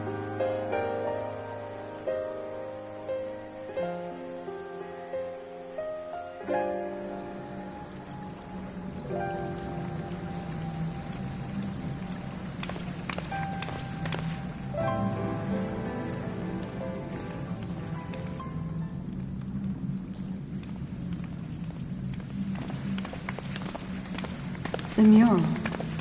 If I am not mistaken, they predate the Empire. How can you tell? A peculiarity of the paint. Most are made from mineral-based pigments, but whatever was used here is older than anything I have ever seen. According to Almet, this sanctuary was built to preserve the wisdom of the ancients. What events do these murals commemorate, I wonder?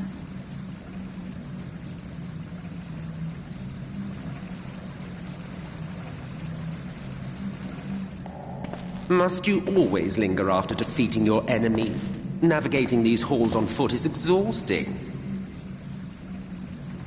Come to lead us to safety, have you? I was bored. But how is the hero of the hour?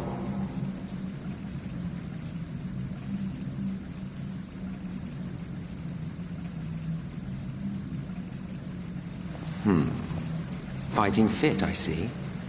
Keep up the good work. You're plotting something. Every hour of every day. But never you mind about that. As I have told you 1,000 times before, I like to watch. Nothing more. Well, I would quit this place and I suggest you do the same. There is yet work to be done.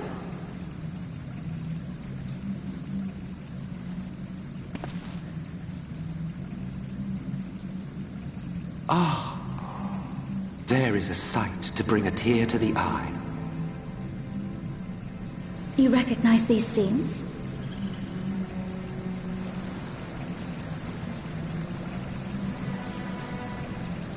That I do. Indeed, there was a time when anyone and everyone would. Until one calamitous day when the world was divided across 10 and 3 reflections, sundering the land and all who dwelled upon it. And the worst part? No one could remember it. Not really. Just fragments and fleeting memories of an achingly familiar world. A vision shared of a paradise lost, preserved only in song and scripture and paint. Once upon a time. Yet here we find ourselves again, to look, learn, and remember. Then share with us the stories you know so well. We are listening.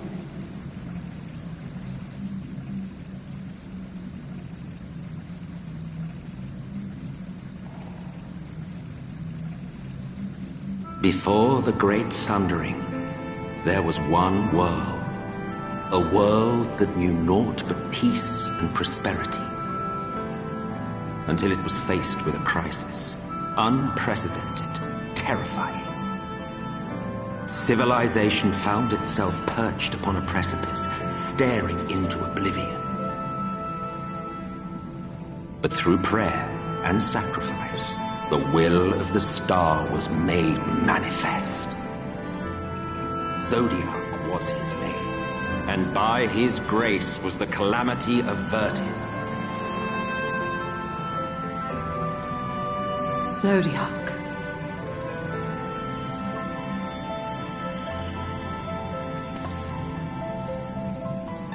A savior mighty and magnificent, deserving of reverence and gratitude. One would have thought, yet some thought otherwise.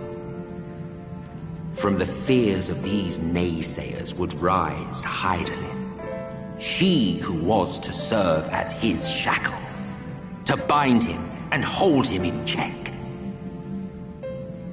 And so they fought, and they fought, and they fought, and in the end, Hydaelyn was victorious.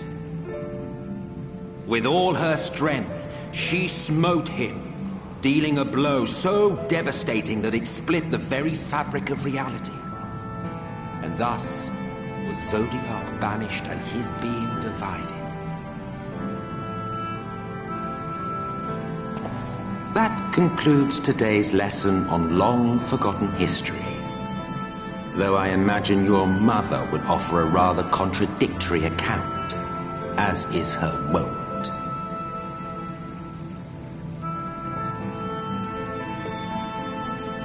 I'm sorry, I can only assume I misheard. But it sounded an awful lot like you were implying both Zodiac and Hydaelyn are not gods. But... What? Not gods of the first? Is that what you thought these paintings depicted? Or... Oh.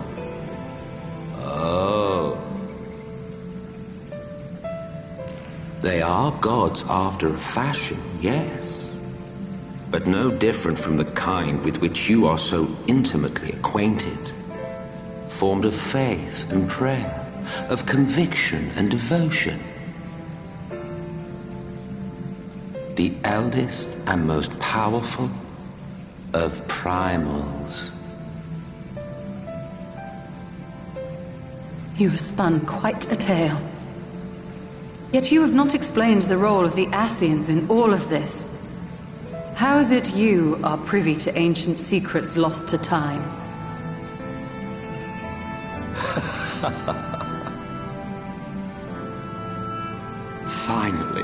Finally you ask the right question. And shrewd questions warrant honest answers.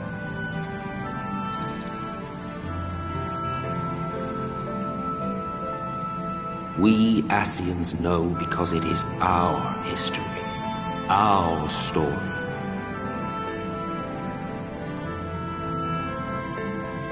It was we who summoned Zodiac, we natives of that sundered paradise.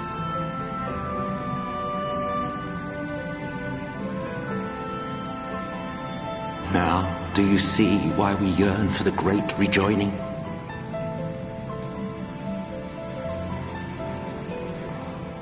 For our world, for our people, for all creation to be made whole again.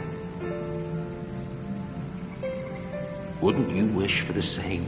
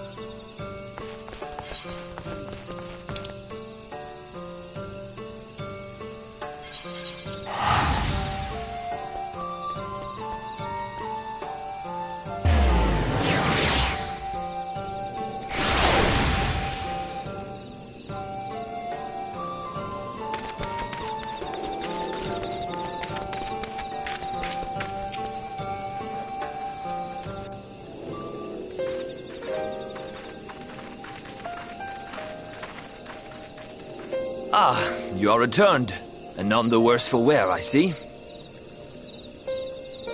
You needn't worry about us. What became of the Umoran soldiers, more importantly? They turned tail and fled at the sight of the night sky.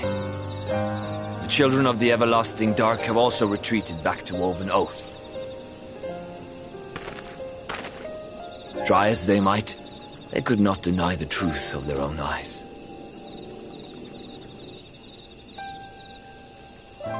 The sunless sea of heaven, full of love and grace, where none need know pain or suffering.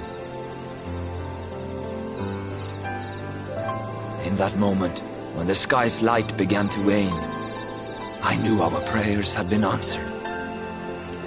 That we were doomed to face oblivion at life's end no longer. When first we met, I harbored certain suspicions about you.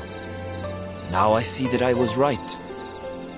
You are the bringers of shadow, the warriors of darkness, the saviors for whom we have prayed for so long.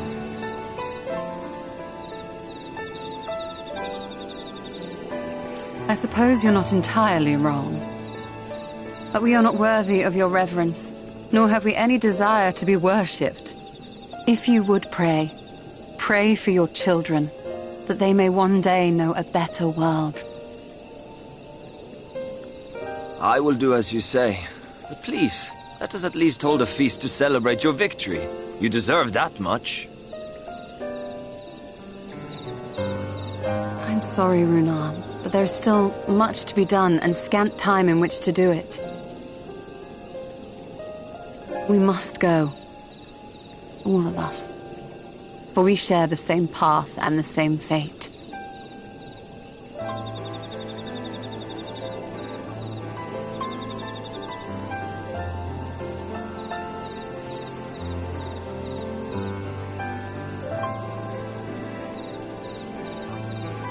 So be it. I ask only that you hold us in your hearts, as we would hold you in ours. Now, and ever after. By the boundless dark, this I swear.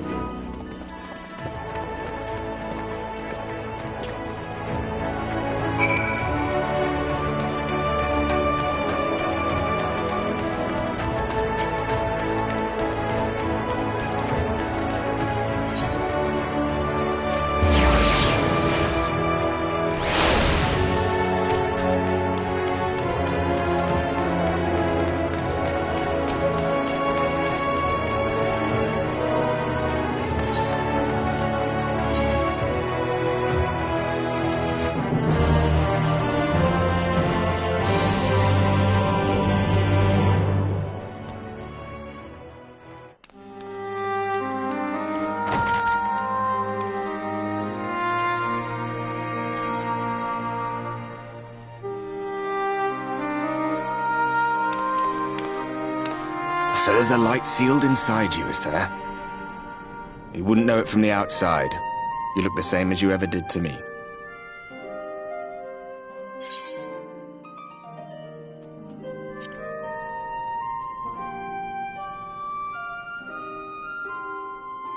Ah, yes.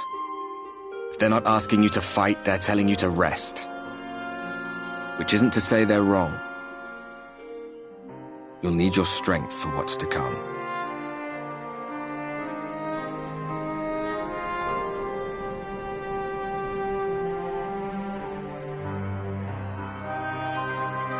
Think he was telling the truth? Emmett, I mean. All that rot about Hydaelyn being no different from any other primal. If so, what would that make her blessing? Are we just slaves to her will?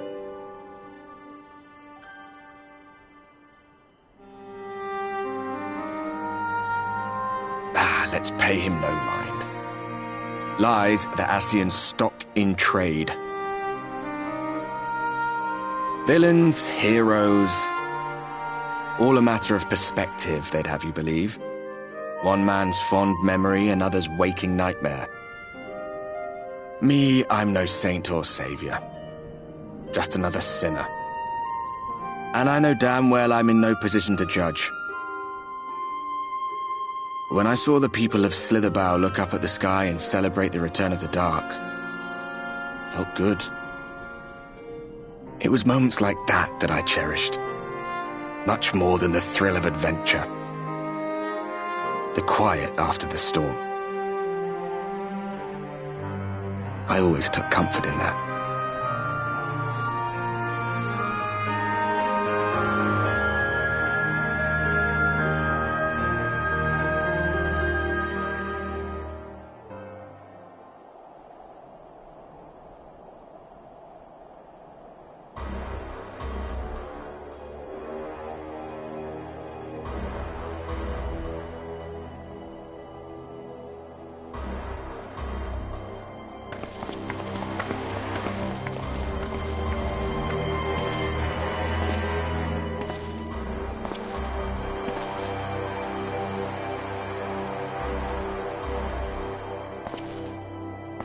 What did the scouts have to report? Several skirmishes, but nothing of consequence. The fighting seems to have taken its toll on both sides. A stalemate, then. The Alliance has done well to hold the line for so long. But then they did have Ishgardian reinforcements. Nevertheless, neither side has any appetite for a prolonged engagement. 'Tis but the calm before the storm. And should the Empire choose to bring their full might to bear... To say nothing of Black Rose. All the more reason to hasten our search. How close are your people to identifying our next target? Close enough, though I have received some troubling intelligence. One of our generals posted to the Alamegan front recently disappeared without trace from the battlefield at Gimlet Dark. Odd. Dead seems unlikely. Fled less so. I wonder where he'll turn up. Were I a betting man, I would say here, in the capital. Not that any deserter who valued his life would contemplate returning, but a corpse might, given the right encouragement. In the manner of his royal remains, you mean?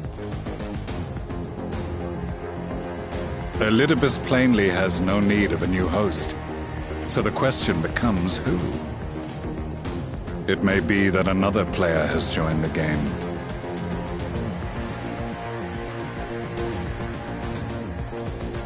Something to consider at any rate. But come, there's work to be done.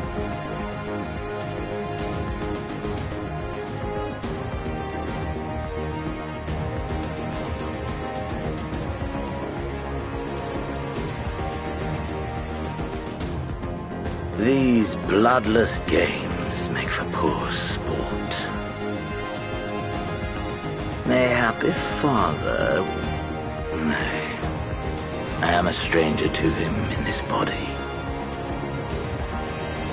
Besides, there is but one hand that can make me whole again. My enemy. My friend. I know not what entertainment occupies you, but if you will not clear the way for me, then I shall seize the reins of fate once more.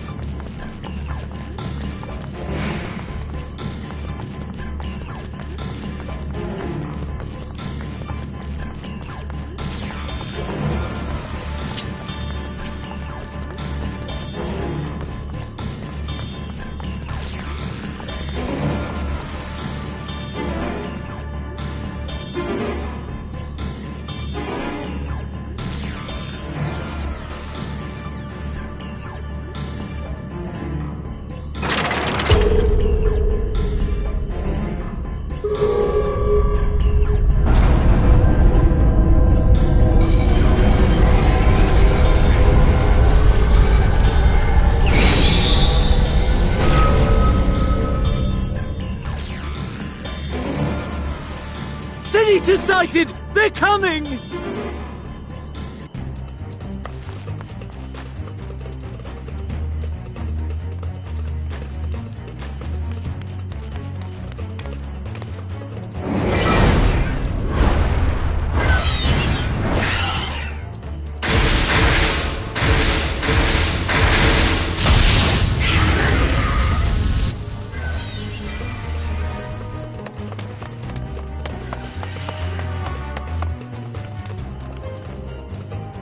Excellent. The barrier is holding. That's good news for the Crystarian, but what of the rest of Lakeland? Lena and the city guard have taken to the field. Thancred and the others have already joined them. Let us do the same.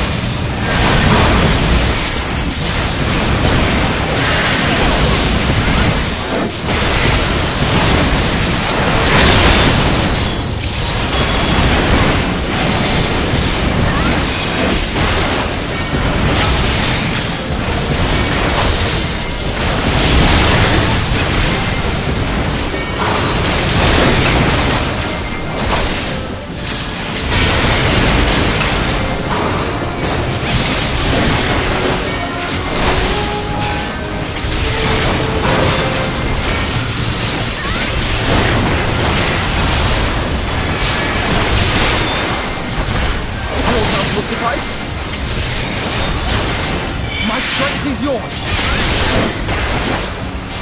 May the 12 guide you! The stars shall grant answer. Let's give them a show! With heart and steel!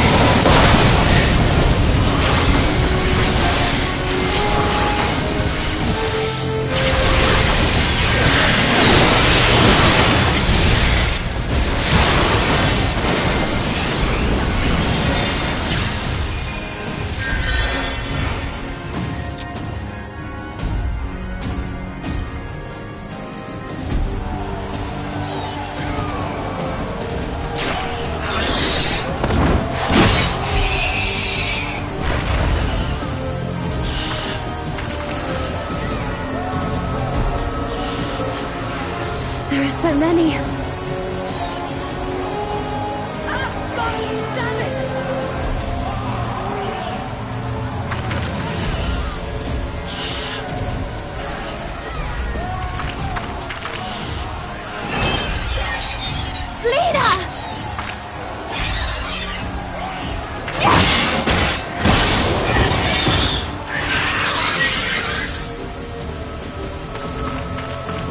Lena, hold on.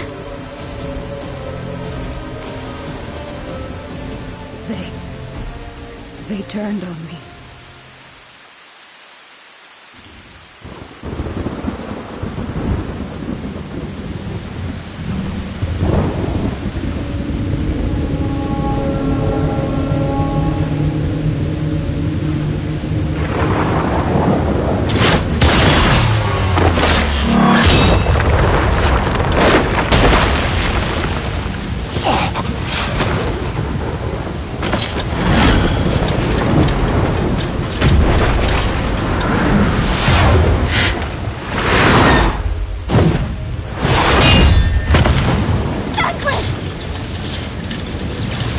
This one is mine!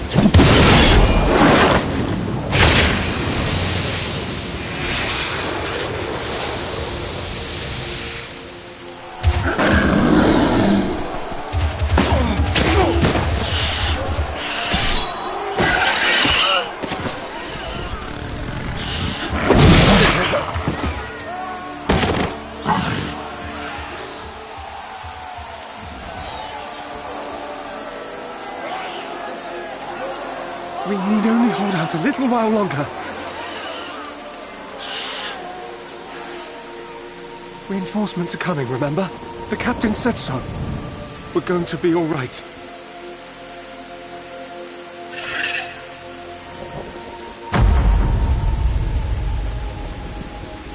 Run! Run, damn you! The Warrior of Darkness has returned. The Bloody Knight has returned. So stay with me, eh? You can't go dying now. God damn it! Please let this work. Please let this work.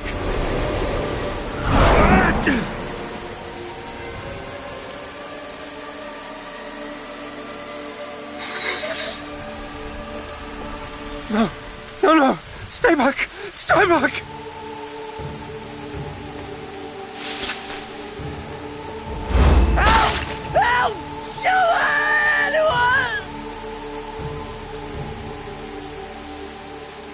Why did you spare me?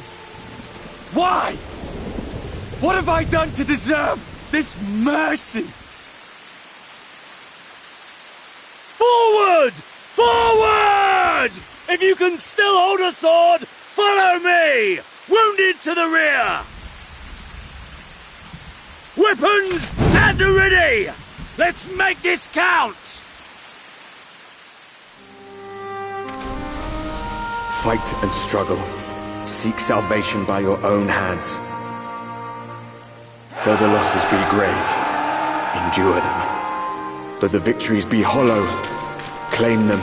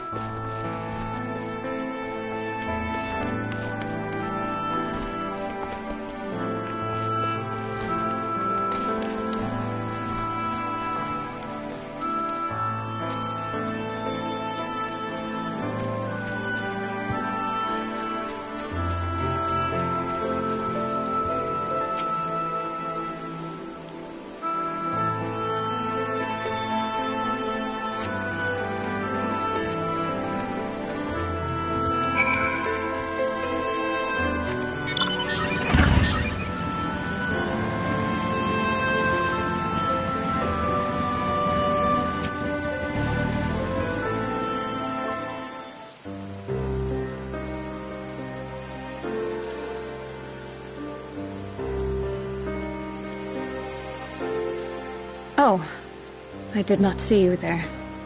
Is there something you need?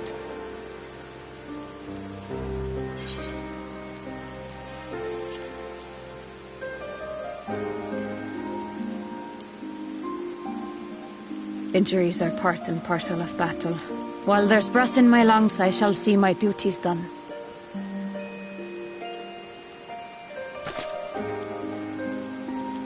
Don't pretend you're not of the same mind. You fought well today. Saved a great many lives. Thank you. Unfortunately, this war is far from over. We must replenish our ranks and shore up our defenses before they attack again. Now, if you will excuse me.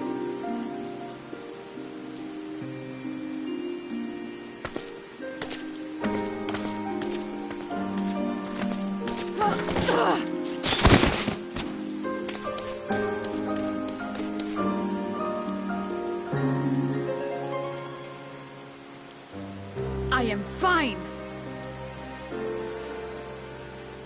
Completely and utterly fine. Better than fine. Hale and hearty and still alive to mourn those who are not. Who I failed to protect when they needed me most. We've come so far, so goddamn far. I could have sworn the end was in sight, and now...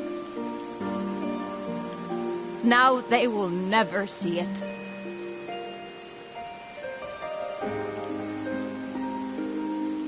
Impudent worms of the Castellium!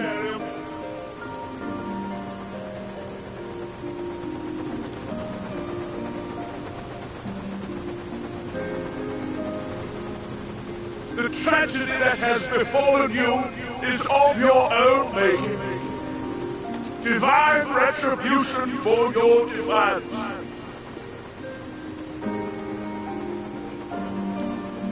The heavens have bequeathed to you a benevolent savior, me.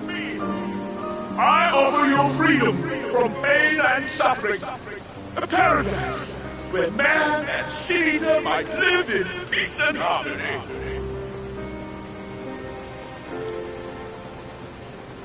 Why, already, our winged brothers and sisters regard me and mine as kin, alike to them in beauty and purity.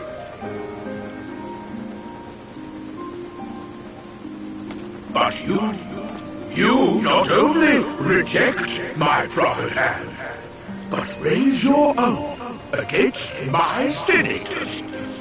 But it's only right that they respond in kind.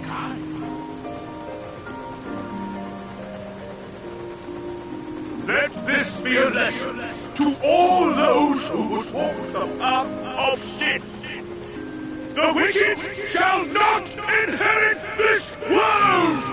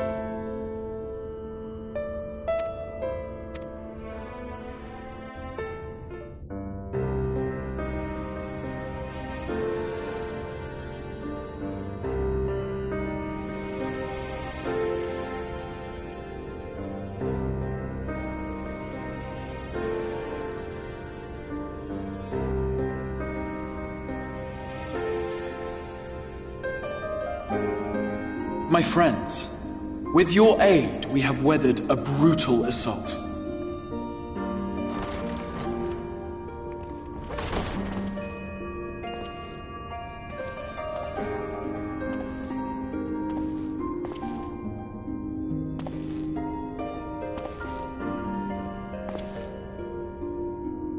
Sorry I'm late, though I would not have been had anyone thought to notify me in advance.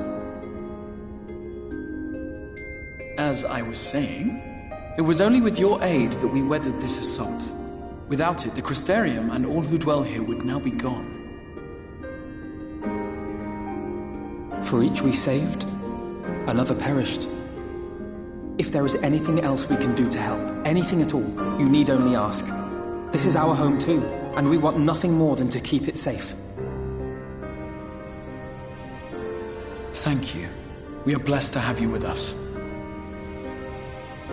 As for the attack itself, Vorthri may call it divine retribution, but Sin Eaters are creatures of instinct.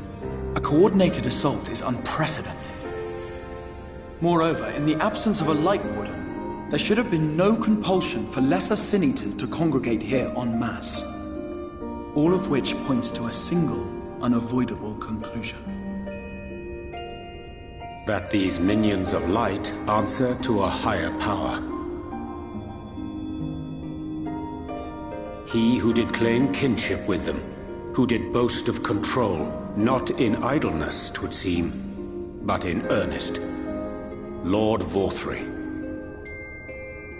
Indeed. What I mistook for bluster was in fact the truth. The Sin Eaters are his to command. But if he imagines this show of force will convince us to bend the knee, he is sorely mistaken. I take it your meeting in Yulmore did not end well. You could say that, yes.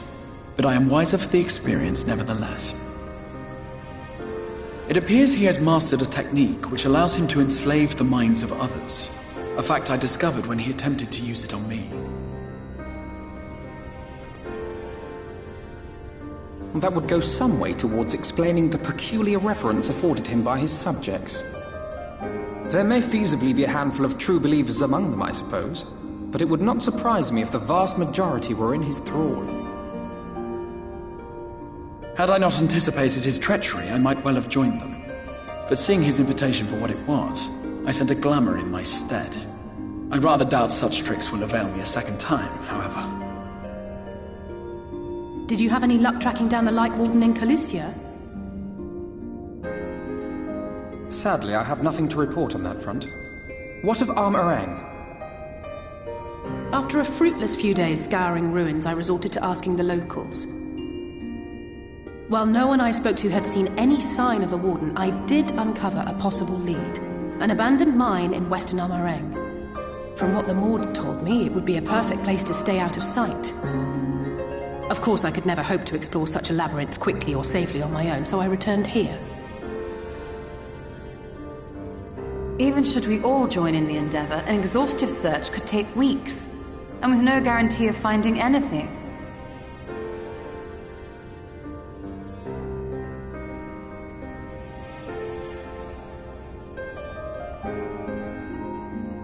The Wardens harbor vast reservoirs of primordial light, do they not? Far beyond anything found in lesser Sin Eaters. And isn't it true that the Oracle could see the light of a Sin Eater from miles away? Surely a Warden would seem like a blazing beacon by comparison. To the real Oracle of Light, I mean. The real Menphilia.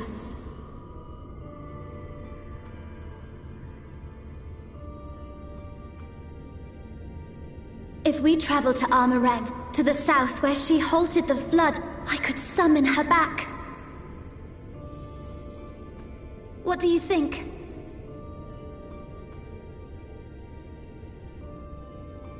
Don't. Don't what? Do what I can. What we both know is right. Do not presume to know my mind. You have no idea what you're proposing.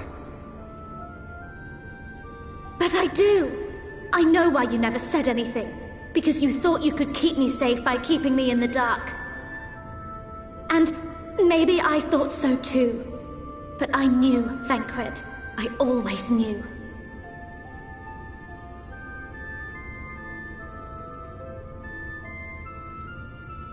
Oh, I see.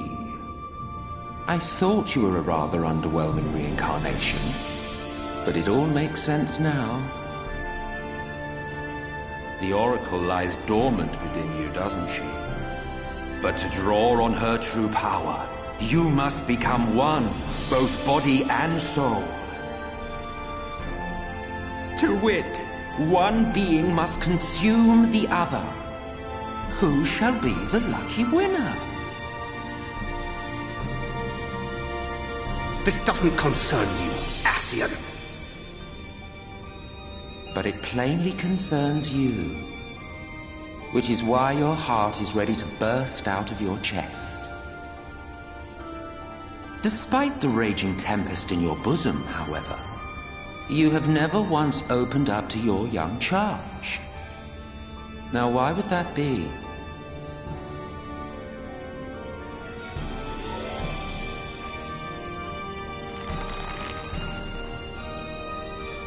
Love. Well, I for one think it's a marvelous idea. Certainly more promising than any of your other suggestions. So, it's off to Armorang we go.